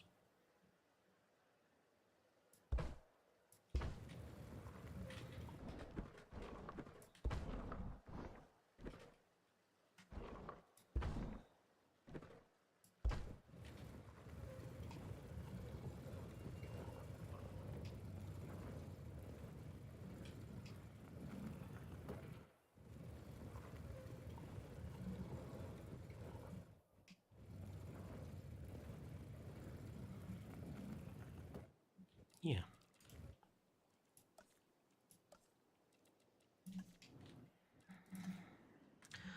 Ah, now the shark feeder. I mean, the actual shark feeder in the film is in such an awkward location. Like, it comes between them and kind of, like, ends up, like, there.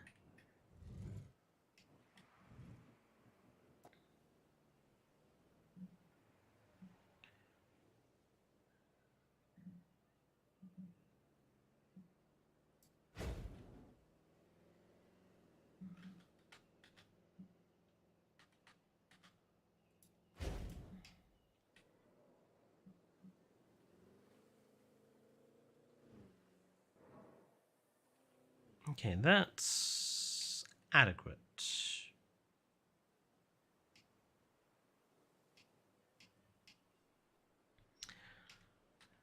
This lagoon is massive.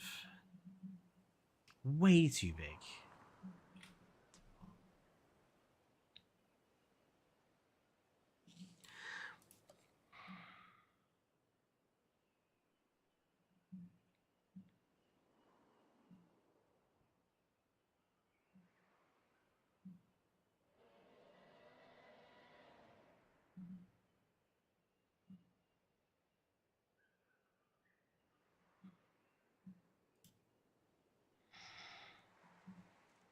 I'm actually going to put down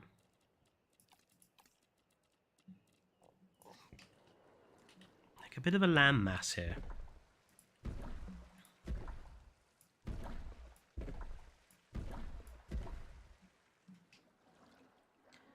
Because it's just so bloody enormous.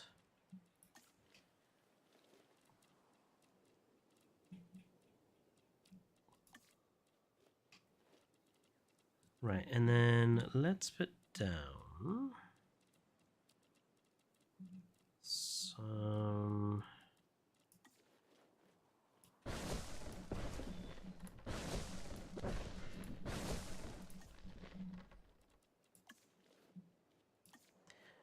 trees.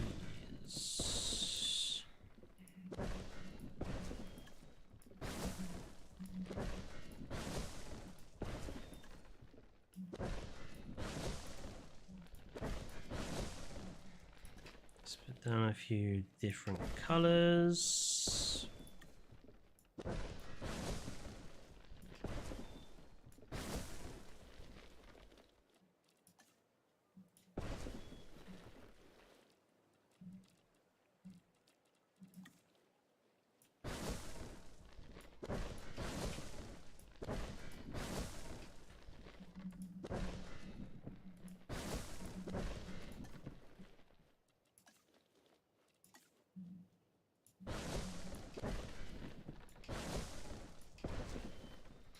Mix and match a bit.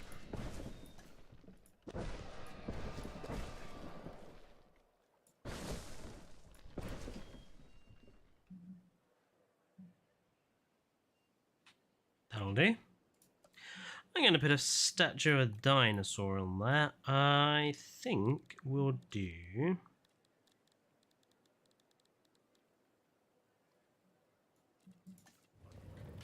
let's have a couple of quets.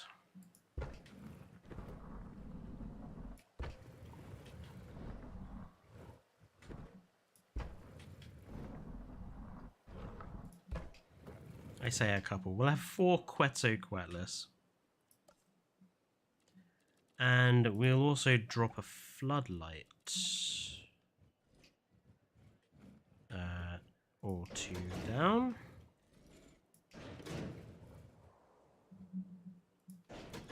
So that this place is lit in the dark.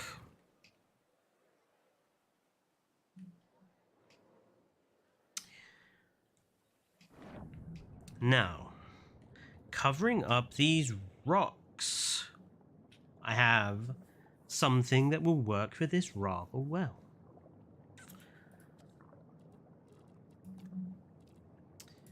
I think this kelp will do it quite nicely.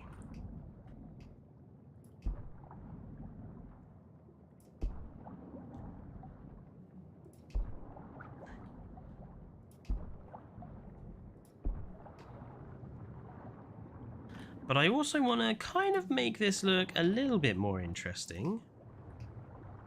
So, here,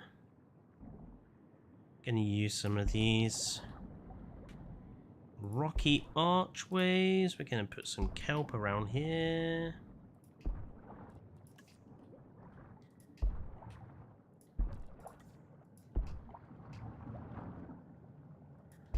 Excellent.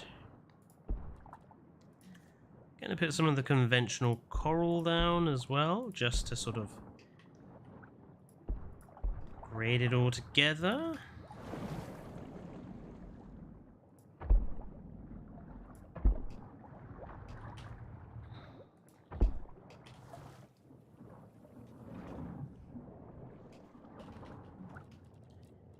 And let's put in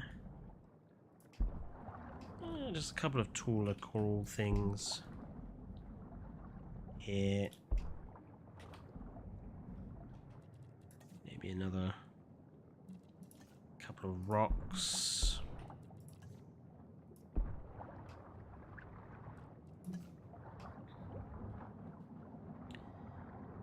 Dead whale skeleton, maybe.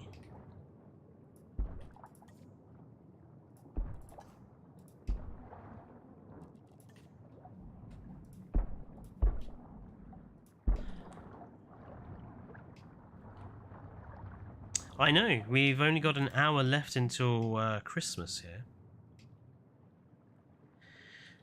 The big problem with a lagoon this size is you just can't decorate all of it because you'd be there forever.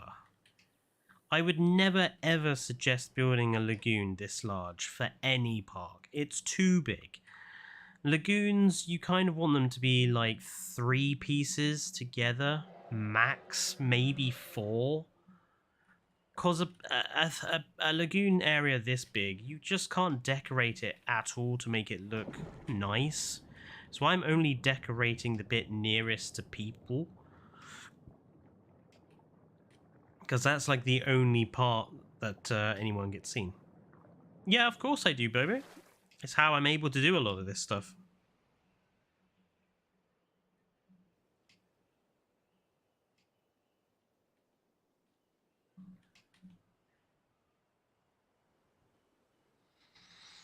Right, I suppose.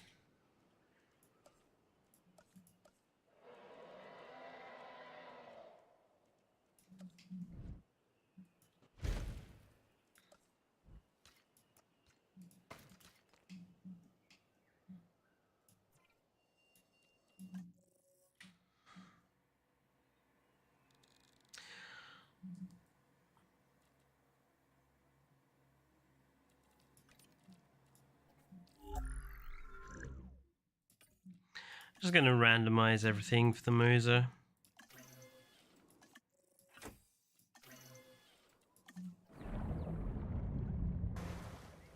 There he goes. I mean, with a tank this big, I want to have at least 2.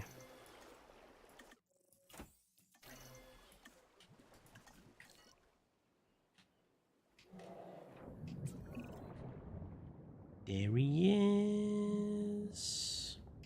She, he, it.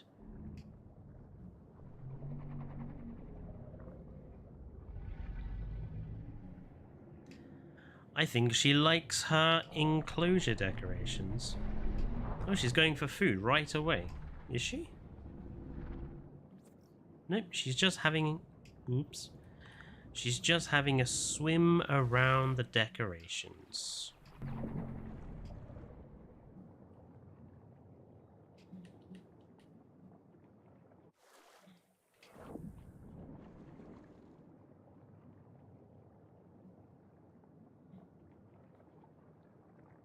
Nice.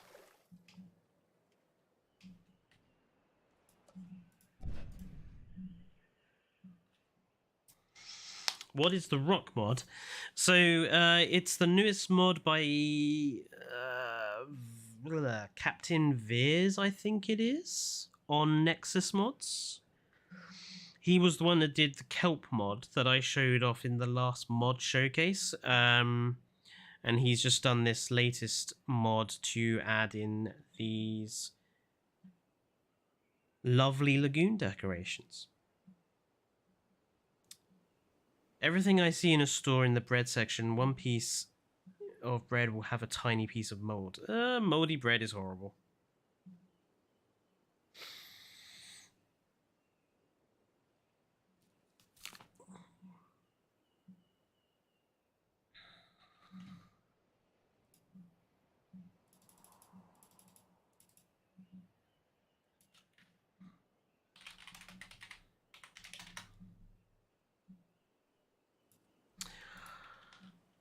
Well, actually, what's now? I'm going to save this.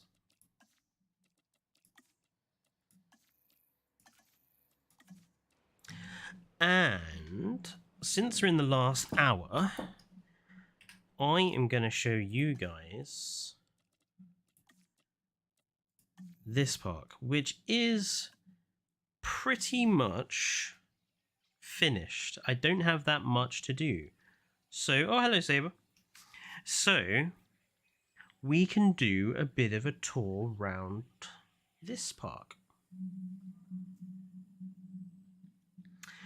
Yeah, I'd agree, King Giga. Like, modders seem to put so much more effort into the stuff they make as opposed to Frontier sometimes.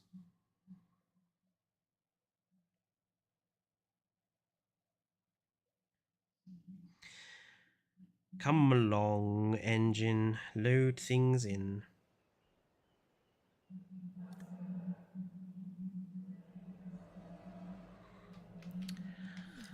So this park, which was the mod park, which I think I showed off the other day, this one is pretty much fully done. So what I'm going to do is we're going to shut the park, actually, first of all. We're going to shut the park, throw it in fast forward, and then I'm going to do a bit of a live tour of the park, because it's pretty much done. That's insane. Yeah, this is pretty much done. I've been building this for I think the best part of a month now. This is like the last area to build up here, which is like the hotel bit, which just needs to have its decorations and stuff put in. I thought I thought the hotel makes better sense here near the waterfall than anywhere else. But yeah, this whole area is basically finished. So yeah, guests are leaving now, which is good. So let's go down to first person view and have a look around, shall we? So this is essentially where you'd be entering. So the entrance buildings attached to... Whoops. I've trapped myself. There we go. The entrance buildings are connected to the visitor center and then connected to that enormous You know what? I'm actually going to do this in capture mode instead, because I think it's actually easier than first person mode. Yeah, so the visitor center with this much larger rear section here.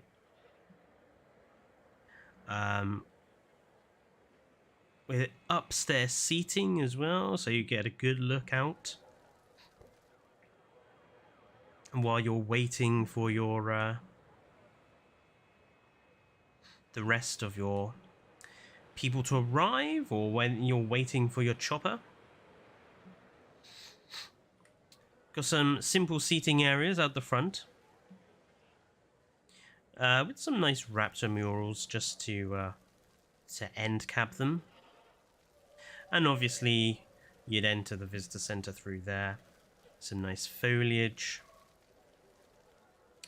And that would then be your first view of the park. So you've got the mountains behind Mount Sibo, you've got the aviary there, the monorail, the waterfalls, the massive tree, sauropod there. I think that's a really good, like, if you've just come out of the visitor center, I think that's a really good first view of the park to have. A really good decorative view. Now, let's head this way. Down the alleyway. On this side, we have a mixed enclosure with Struthiomimus in here. Let's pop over the fence, actually.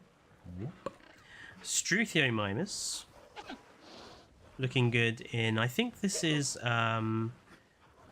Rana with Sonoran Desert, I think. Something like that.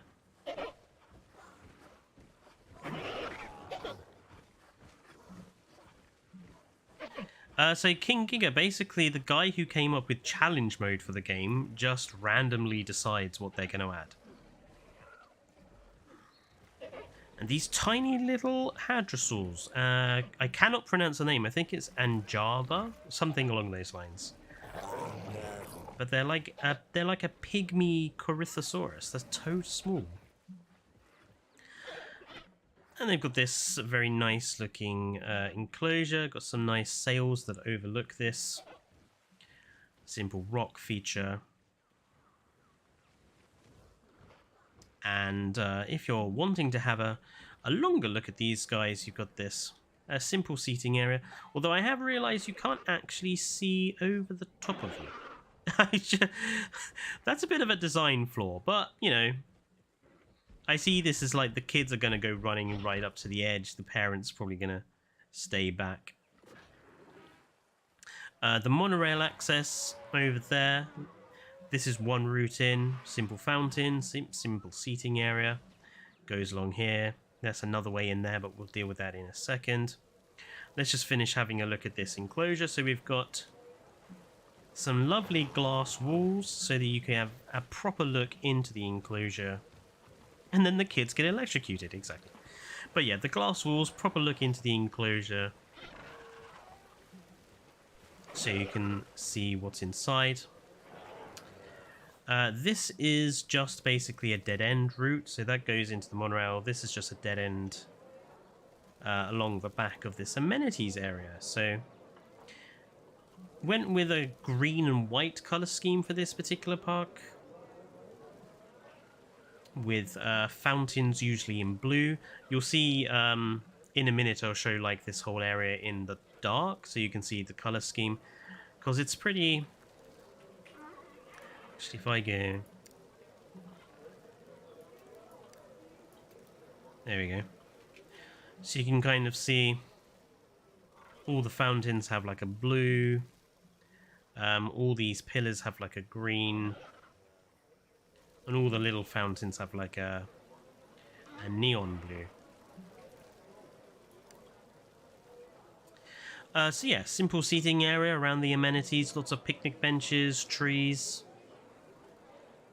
If I just sort of zoom up a little bit, you can see how this area is all laid out. You've got basically it's enclosed off from the main path with little walls.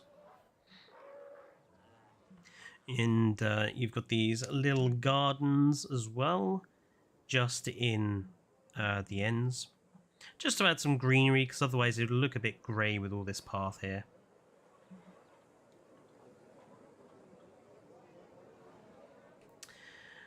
This path and rock face, so the helipad is over the other side. So this path runs around the back of the building on either side.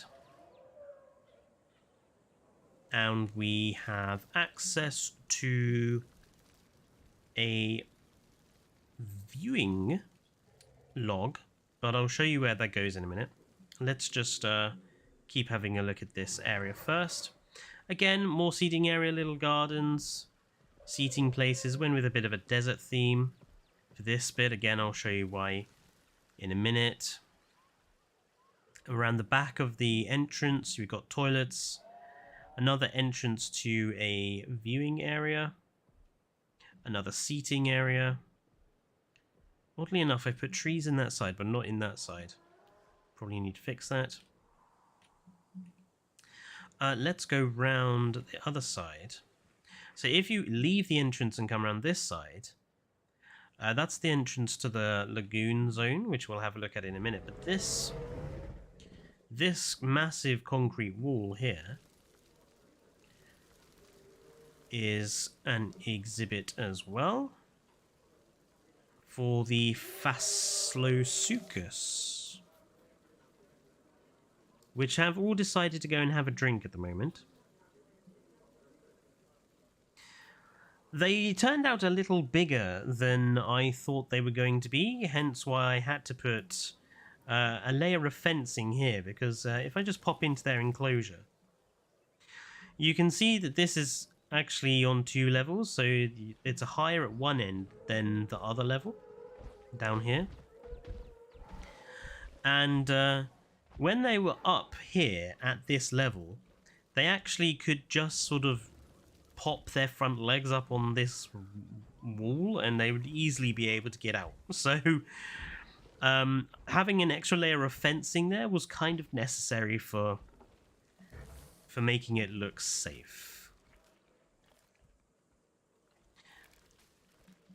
But yeah, 2 Phaslosuchus in here, a male and a female.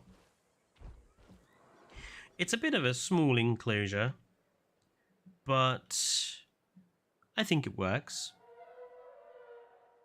And you've got a viewing dome here that would give you a nice view of them when they're drinking at that end. Oh, and I will just again show you what this looks like in the dark.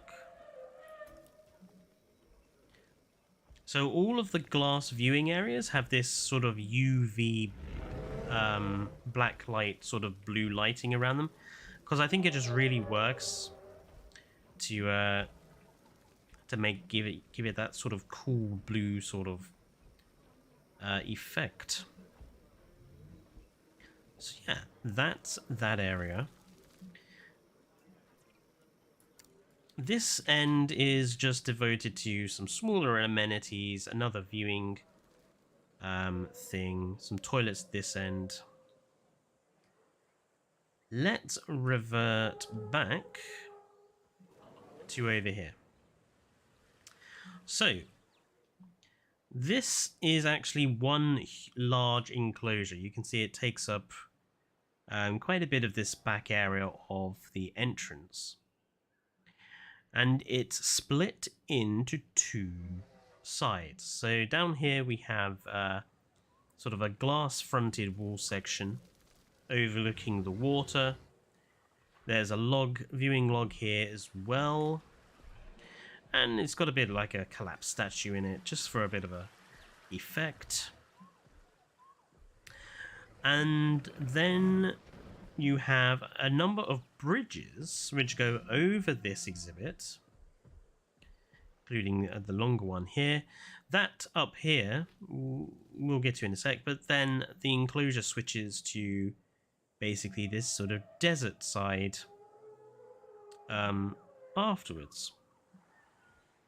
Obviously, if you were you know, going on these bridges, you'd have to be careful not to be dangling limbs and legs over because of the Ceratosaurus in here. But I also think it gives quite a nice view of the habitat. So as long as you're not silly on these bridges, you'll be fine. Yes, the bridges disappear. It's a little bug. Well, not really a bug. It's just one of the oddities of a lot of decorations mods, that sometimes they will disappear from certain camera angles. But yeah, so I think there's 4 Ceratosaurus in here. Two males. The blue ones are blue and orange are the males, and the duller coloured ones are the females. So yeah, I think that's I was really happy with how this enclosure turned out. It was like my first attempt to make something like this, but you'll see in other areas of the park I've made far better versions. And then yes, we've got this like tree house at the far end. This is technically a hotel, but I kind of see it as like more like a big viewing tower. So you'd have like simple food shop or something in there. You'd obviously have a lift to go up there, not stairs, because that's not disabled friendly. And then it would just offer you really great views of this side of the park, which again I think are really nice looking from this side of the park. Along this side though, and I'm sure you've heard them as we've been talking, we have another unusual enclosure. If I just look at it from above for you there. So it's got a little island in the center which you'd only access by this bridge. The bridge goes over the river that's inside the enclosure. So you've got a waterfall at this end, feeding this river that goes around the edge of the enclosure. Under this bridge, to this sort of island, you've got a nice statue, fountain, seating areas. You've got a log viewing gallery over there. But yeah, we've got, I think there's 4 or 3 brachiosaurs in here. 4 brachiosaurs, and again, we've got males, this is the Jurassic Park 3 cosmetic. And I think it's Svalbard and something, I think, for coloration. But I just really liked how the greenish blue looked on the grey body there. And then a slightly more duller coloration, but still nice. Again, the Jurassic Park 3 cosmetic. And living amongst these guys is just some Kentrosaurus, not Kentrosaurus, Huangosaurus, with the tiger skins. Well, what I call the tiger skin, it's basically the skin they had from Jurassic World Evolution 1, which is the orange with the black stripes. And they can go under the bridge if they like. Yeah, just another quite simple enclosure, but I like the idea of like enclosures with islands in the middle so you can sort of walk into them.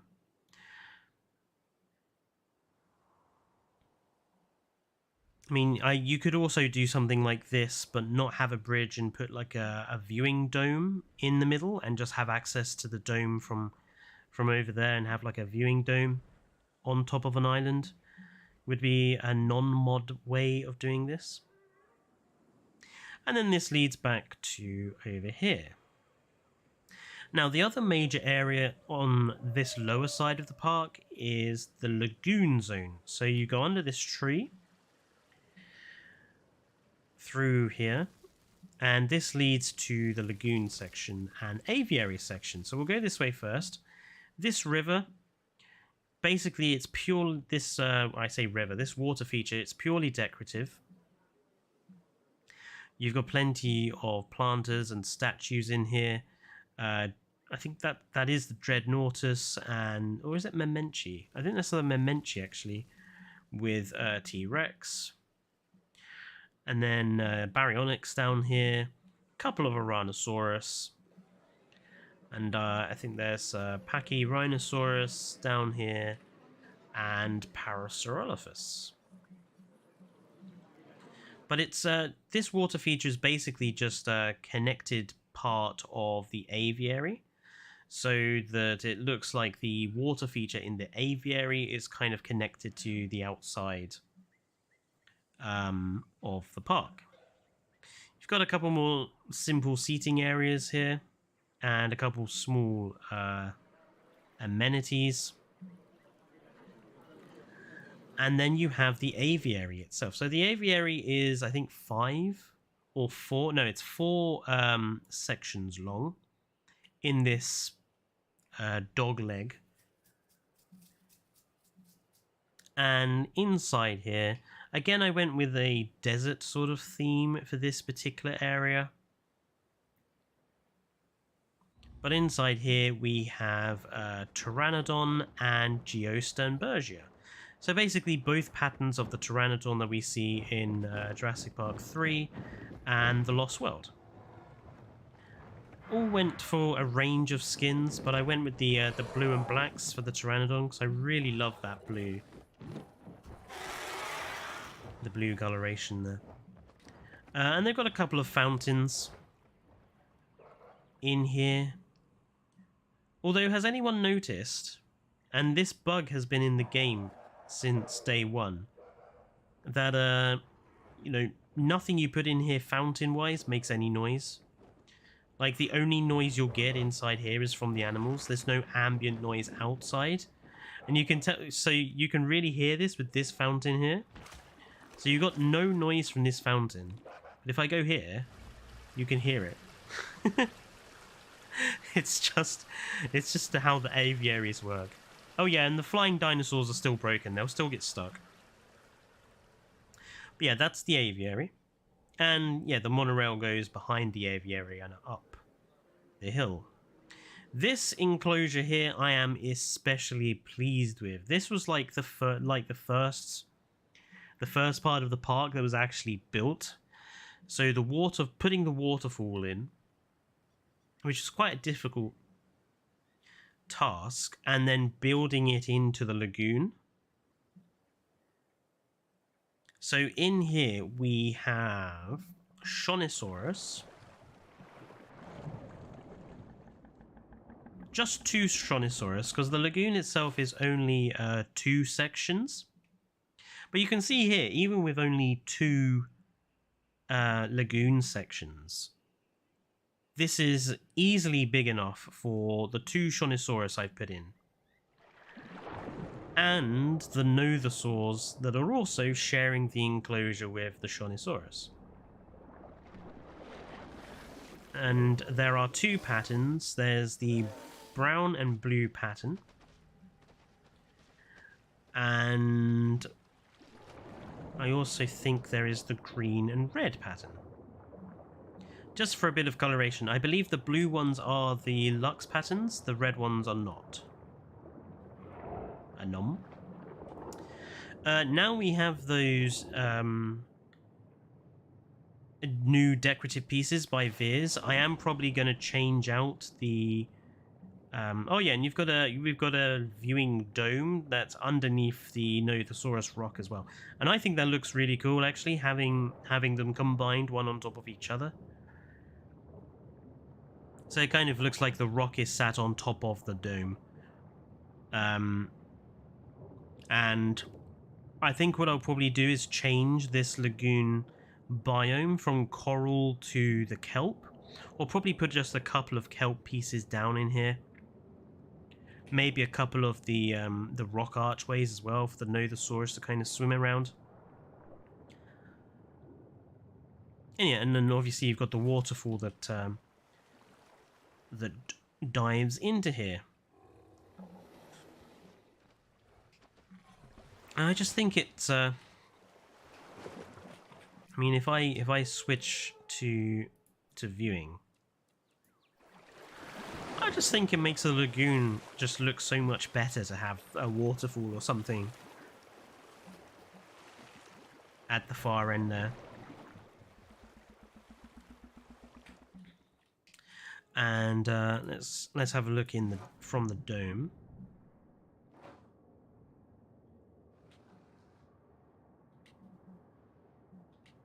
Anything actually in view of the dome? Not really. Not yet, anyway. I think I might need to twist the dome slightly, just to make the viewing angles a little better. Hello, Shawnee. Have you made a park without mods yet? Yes, I did. The very first park I ever made on Jurassic World Evolution 2, I made with no mods. But it wasn't this good. Let's go back into camera mode. So over on this side, we have... So the waterfall goes into the lagoon, but also into a river that runs alongside the back end of the park and just ends in this large lake. We have a little bit of path art. I'm not a massive path art person, unlike Evo, but I did make a little path art Liplorodon just to fill this gap, because I didn't particularly want another amenity section or anything. So I thought a little path art Liplorodon, because Liplorodon is the best. Again, some more simple planting, and this is another mod building. I believe it's supposed to be a building from the Lost World. But I sort of see this as like maybe a small little museum, or like an internal area where you'd have a restaurant, maybe some fossil displays, something like that. Just, you know, one of those buildings that you get in on the side. I like the way that it's on stilts though, so you could have it in a river. Just for the aesthetics. And you then have a second lagoon here. A bit more simple. I just went with the planting along the sides. But you can tell what's in here by the statues that I have outside. But what is also quite fun about this is that you go this way. Toilets here, again, just to fill a little gap. But going down here goes under the lagoon level, and you have viewing galleries in the lagoon wall, so that you can have a look inside, a bit like an aquarium. And we have in here some Liplorodon and one of the first mod species. So I wanted to also include more mod species in this park. All Liplorodon and Magical Saber. And this is the Tencanthus from the Devonian mod that I installed quite a while ago. If I have a look in here. Again, this lagoon I will probably now change now that we have those new lagoon pieces from Captain Veers. But yeah, we got a number of Liplorodon here. We have like the mint choc chip, what I call the mint choc chip skin, which is the green and the white outlined black.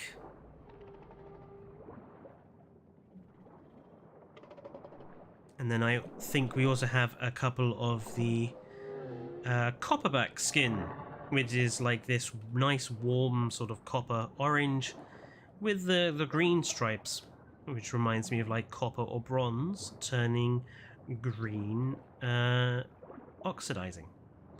And all the Tencanthus are, I think, random patterns, or are they? No, they're all the same. There's this black, white belly, and yellow spots.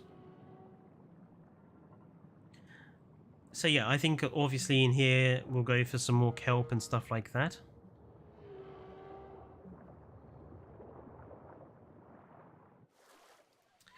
And if I pop up we'll have one. So the final bit down here is just the sort of monorail station area.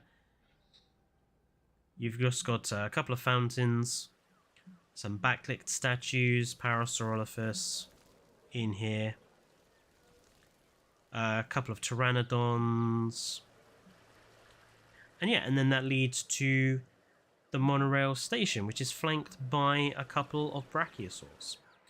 And just to show you what this looks like in the dark, because again, I think it's important to know what your park is going to look like in the dark. So you see all the backlighting we've got here for the Parasaurolophus. All the seating areas are sort of surrounded in green along the main routes. The amenities have this nice warm orange look to them. All the fountains in the light blue.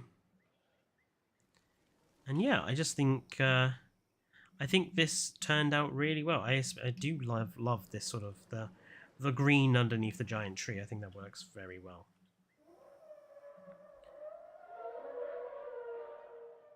And yeah, I think this has turned out really good down here. Again, with the black light blue here. Right, let's head up the monorail to the other section of the park.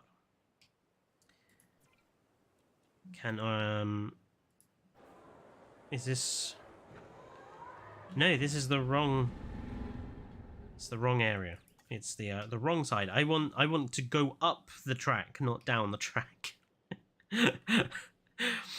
It's a bit annoying that the monorail view you can't like preset to have a look at the view going up the track. For April Fool's, shark feeder has to be a megalodon feeder just to troll the community. I mean, basically the same thing, isn't it?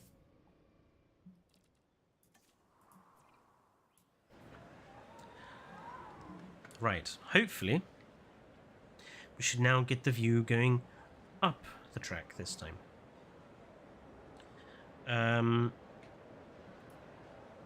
Oh, actually, I'm going to switch to... Is that slow-mo? Yes, it is.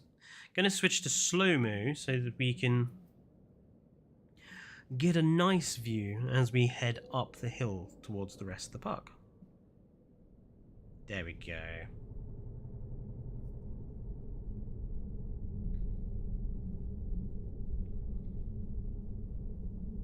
I actually think this is a more appropriate speed as well for the monorail. So yeah, if you're inside the monorail, you're obviously going to get quite a restricted look, but you do get at least a look into the aviary from up here. I mean, I would probably try and have glass panels in this side of the aviary, not those horrible blue coloured Jurassic World hexagon things. I like how we're strapped onto the front of the monorail. I think on Jurassic World Evolution 1, the monorail camera was positioned halfway along.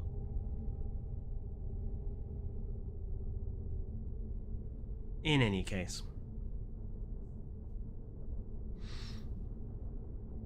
If anything attacks the front, we're bait. Quite possibly. But yeah, again, as we head up, we go over that lagoon with the Shonisaurus, over the first waterfall. And now we're heading uphill, away from the park, past the rest of the waterfalls.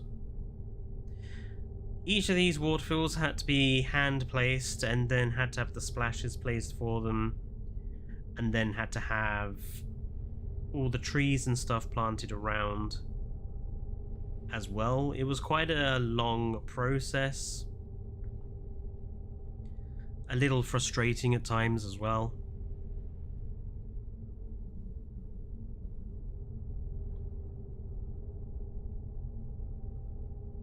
The only waterfall that comes pre-built in the pack is this one up the top.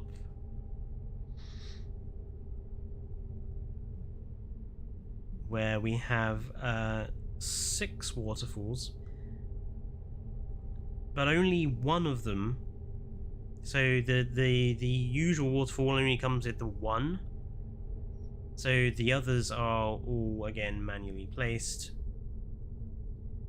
and we are then coming up to the top end of the park. First thing you'll notice as we come here, the big water feature over there, the ruined church standing there,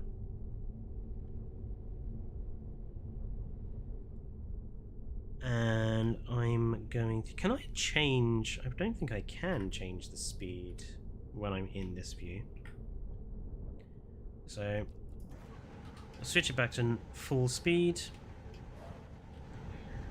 and then you'd basically be at this end of the park. This features all the much bigger, more impressive sort of enclosures and species. So you'd get off the monorail, and this oh, I can press. Oh, I see. So this would be the central area where you'd get off the monorail. You've got amenities here, seating areas here. And the first enclosure is this cut down well enclosure where you have a couple of bridge sections. Oops. A couple of bridge sections that go over this enclosure entirely. And in here you have Megalania. Just basically a giant Komodo dragon. Indeed. A variety of patterns in here. So I couldn't decide which...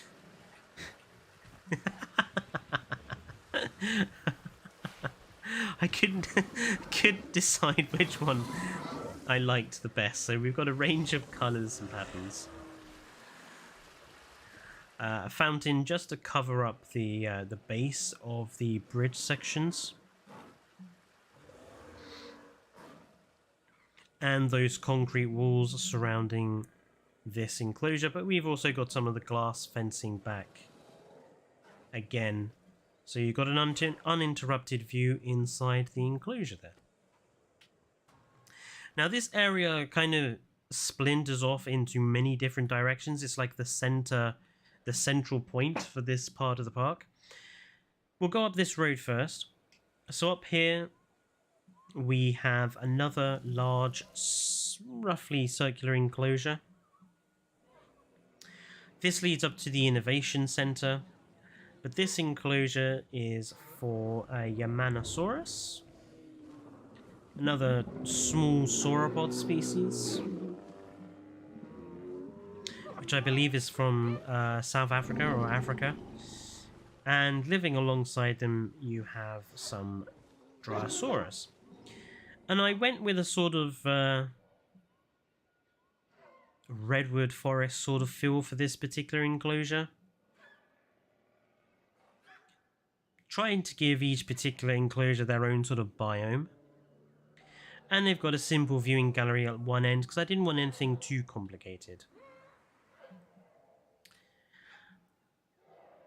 And then you go past the amenities, simple amenities again, and then you have the Innovation Center, which here would just be basically not connected to anything else. I see it as being somewhere where you'd probably have fossils, stuff like that. Actually, it also hides the production buildings for the park are located behind there, so the sort of a ridge line there with trees just hides that. Back over the other side, this straight line path, which was the first part of this section of the park to be built, overlooks this quite long enclosure, stretches for the rest of the length of this section to the river. The river sort of fencing is hidden by this rocks and lagoon light sort of affair. So it looks like the fencing is inside the water. And this is for some Carnotaurus in here. I went with the ruined church and a toppled Mayan sort of tower. I wanted to give the Carnos a bit of like a ruin, or sort of a... What's that game? Oh damn, I can't remember that game series.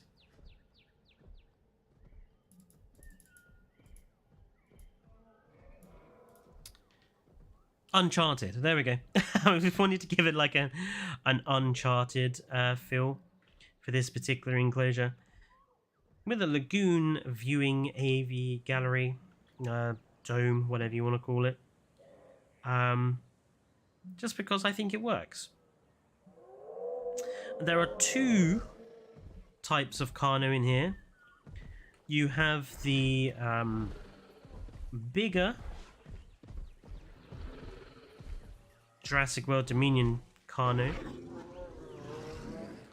and then you have a couple of what I think are the juveniles of the pack, which is a now who did this particular mod? I think it's not Master, might be Master Dude actually, but basically it's just a more paleo accurate Carno, a little smaller in size, a little less bulky, but they come in some more colourful patterns, so I think they look good alongside the Carno. And they've got like a little sand bath here as well to, you know, roll around in and stuff. Just for some nice little decoration. Now, so those are the two routes off to either direction. Oh, and you've got, you know, toilets here as well. Heading this way, we'll have a look at the gyrosphere in a minute.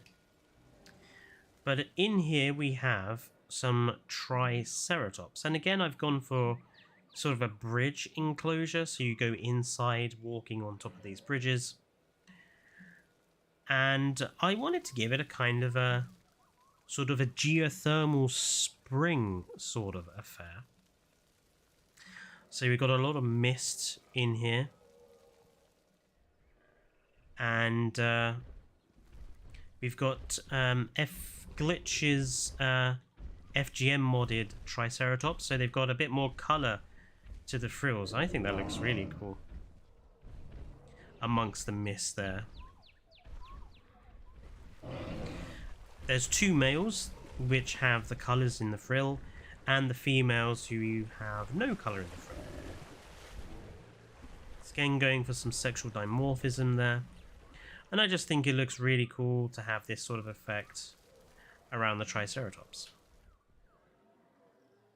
This leads sort of back to the Carno exhibit.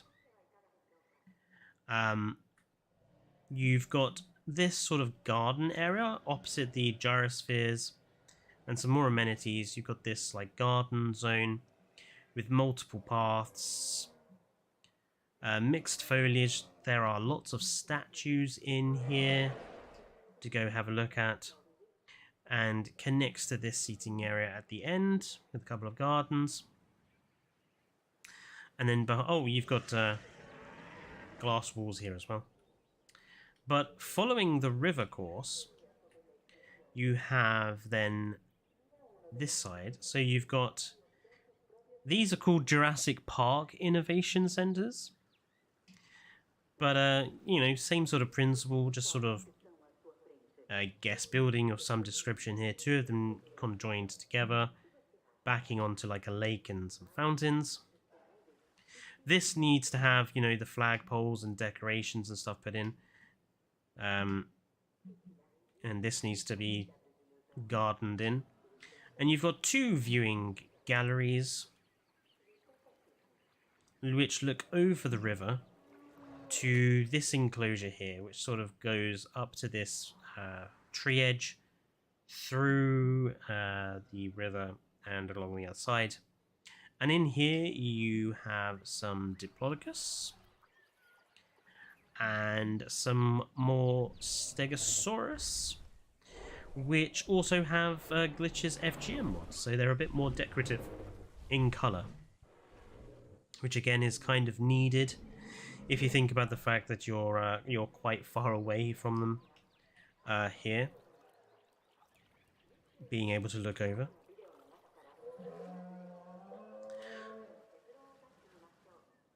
The river continues this way, leading to this bridge, which is along from the Gyrosphere exhibit. This bridge, which I'm quite pleased with actually, I'm quite proud with how this came out. I think it looks absolutely awesome. Leads to the rest of the park. Let's have a look at the Gyrosphere. So the Gyrosphere tour starts up here, follows along the path, and heads inside. And this is the T-Rex Prey and Predator enclosure. So this side of the enclosure starts with the prey. So in here you have Ankylosaurus, you have Edmontosaurus, some Edmontosaurus in here, somewhere there they are, and you have Gallimimus. You know, typical T-Rex prey items. Again, a mix of foliage. And then on this side, you have obviously the Predator, our Rexes. And again, I went with a sort of geothermal, sort of misty effect to the side that follows the Gyrosphere exhibit, just for that added factor. The Rexes are a mod, just changing the skins and trying to make them look a little less shrink wrapped. I especially like the green and the black. Flop down, why don't you? And they've got quite a big enclosure. I mean, it's probably big enough for 2 or 3 more Rex, but I went with a single male and single female Rex. And then the Gyrosphere comes back out. So that's the kind of idea, and the river obviously continues up this way towards another waterfall which is feeding the river and this offshoot.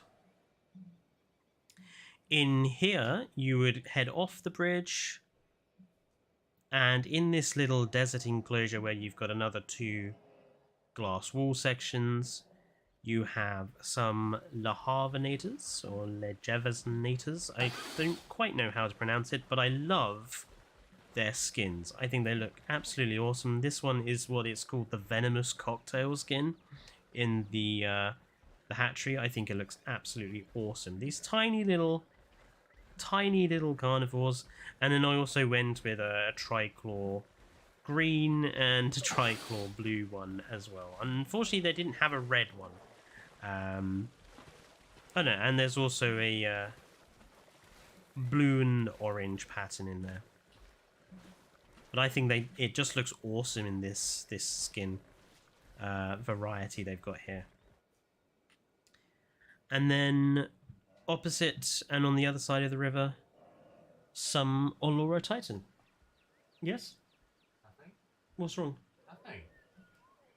Okay.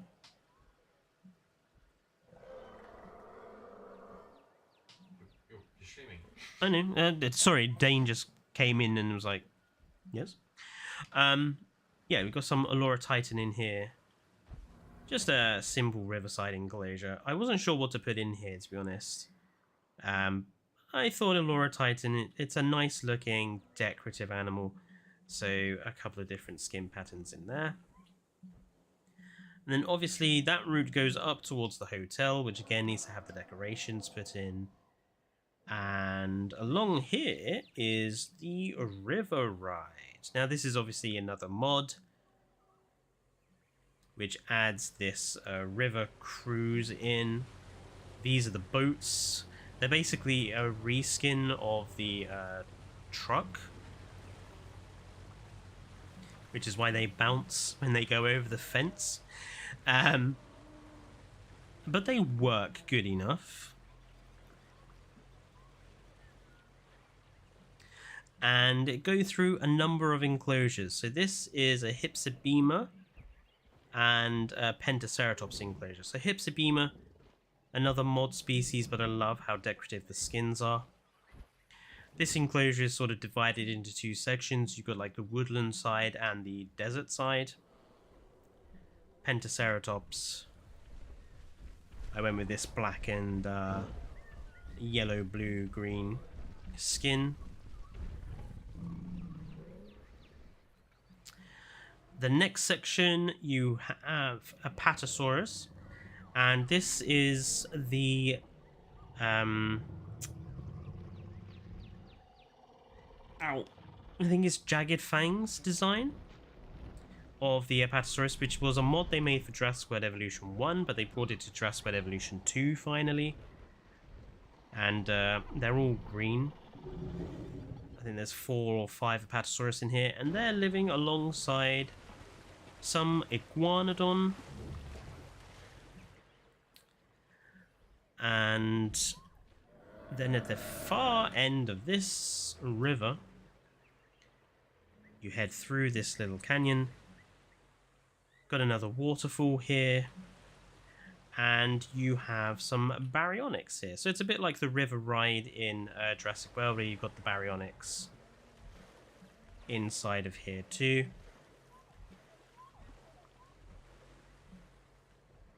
And that ends the river ride. So the river that you then go all the way back. And yeah, this is just... I switch to dark so we can see this in the dark. This has all just turned out really well. I really love how this park has come together. I mean, there's obviously a lot of little decoration aspects to sort out, but I think the whole thing has come together looking really good. And I've decided this is basically a rebuild of my River NUBLAR park. So my River NUBLAR was actually the first video I put on here. It was like one of my Jurassic World Evolution 1 parks, the first park tour I did. And yeah, this is just basically the rebuild of that park. So I think it's all turned out really, really well. You can see the how the lighting really works here, I think, to highlight where the enclosure sort of river boundaries are. I think they look really cool. Like that. So yeah, that's the whole, pretty much, like I say, the whole of this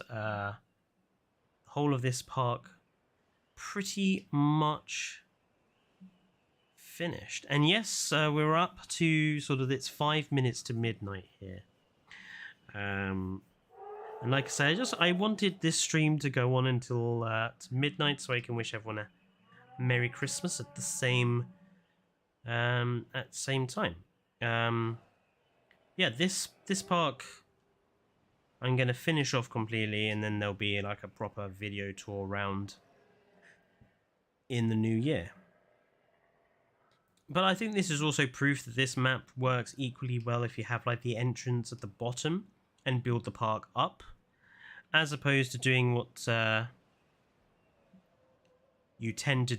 people tend to do, which is they put the entrance at the waterfall and build the park out and then down. I just think this works a little better when you have the entrance down here and you build the park up.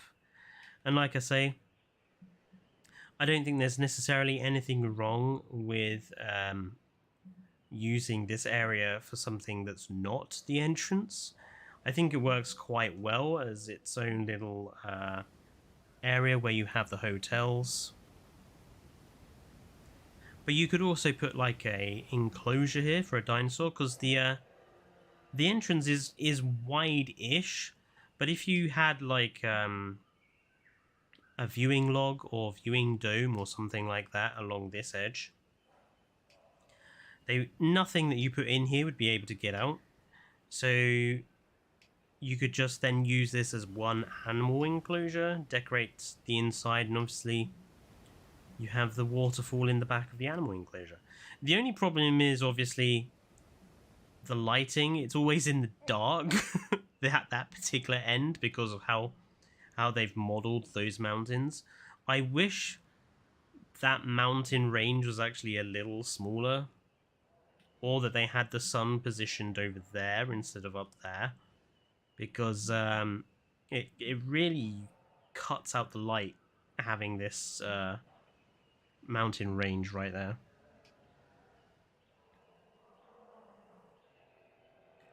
But yeah, this park is pretty much almost complete, King Giga. Like I say, there's I need to do like some further plant pot work and seating work and stuff around the Oxbow Lake, and finish up the hotel area, and then it will be done, and I can put a proper tour around the whole park when that's done. So yeah, I think it's turned out really well. Obviously, I also want to go into these lagoons and change them up a bit, which I might actually do while I'm here now. We've got a couple of minutes. So let's actually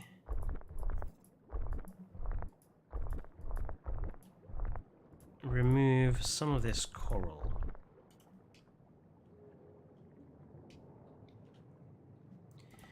And I'm going to put in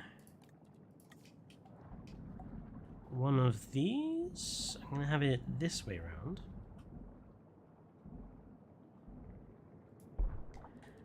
With another pillar there.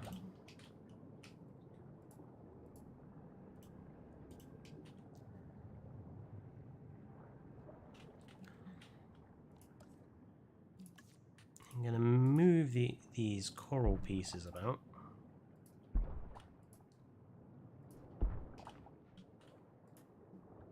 The Shonisaurus already using the archway there.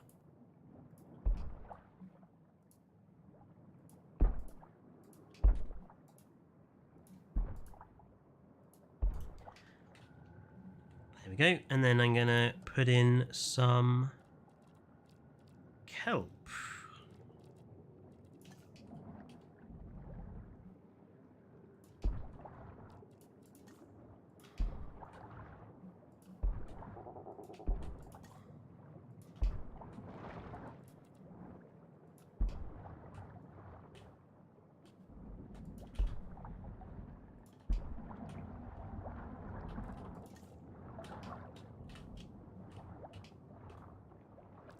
Works so well. I'm so glad we've got kelp now. I mean, it might be kelp thanks to a modder, but kelp is kelp. And that looks so much better than those terribly flat coral statues. And there we go, everyone. It is officially midnight here in the UK, which means it is officially Christmas morning. So I want to wish everybody who is on stream, but also everybody who has subscribed over the past year, watched the videos over the past year. It's been a really successful year for the channel overall. So I want to give a massive thank you to everybody who has been part of that process. That's a screenshot right there. But yeah, I want to say thank you to everyone who's been part of that process, who's helped the channel grow, and I really look forward to next year and seeing if we can hit 5,000 subscribers is our target for next year. So I hope you'll all tune in to help us get there. But yeah, for the rest of tonight, I hope you all have a happy Christmas. I hope you have a great new year. And I will see you all in the next video and the next stream. But until then, stay safe, everyone. Merry Christmas and good night.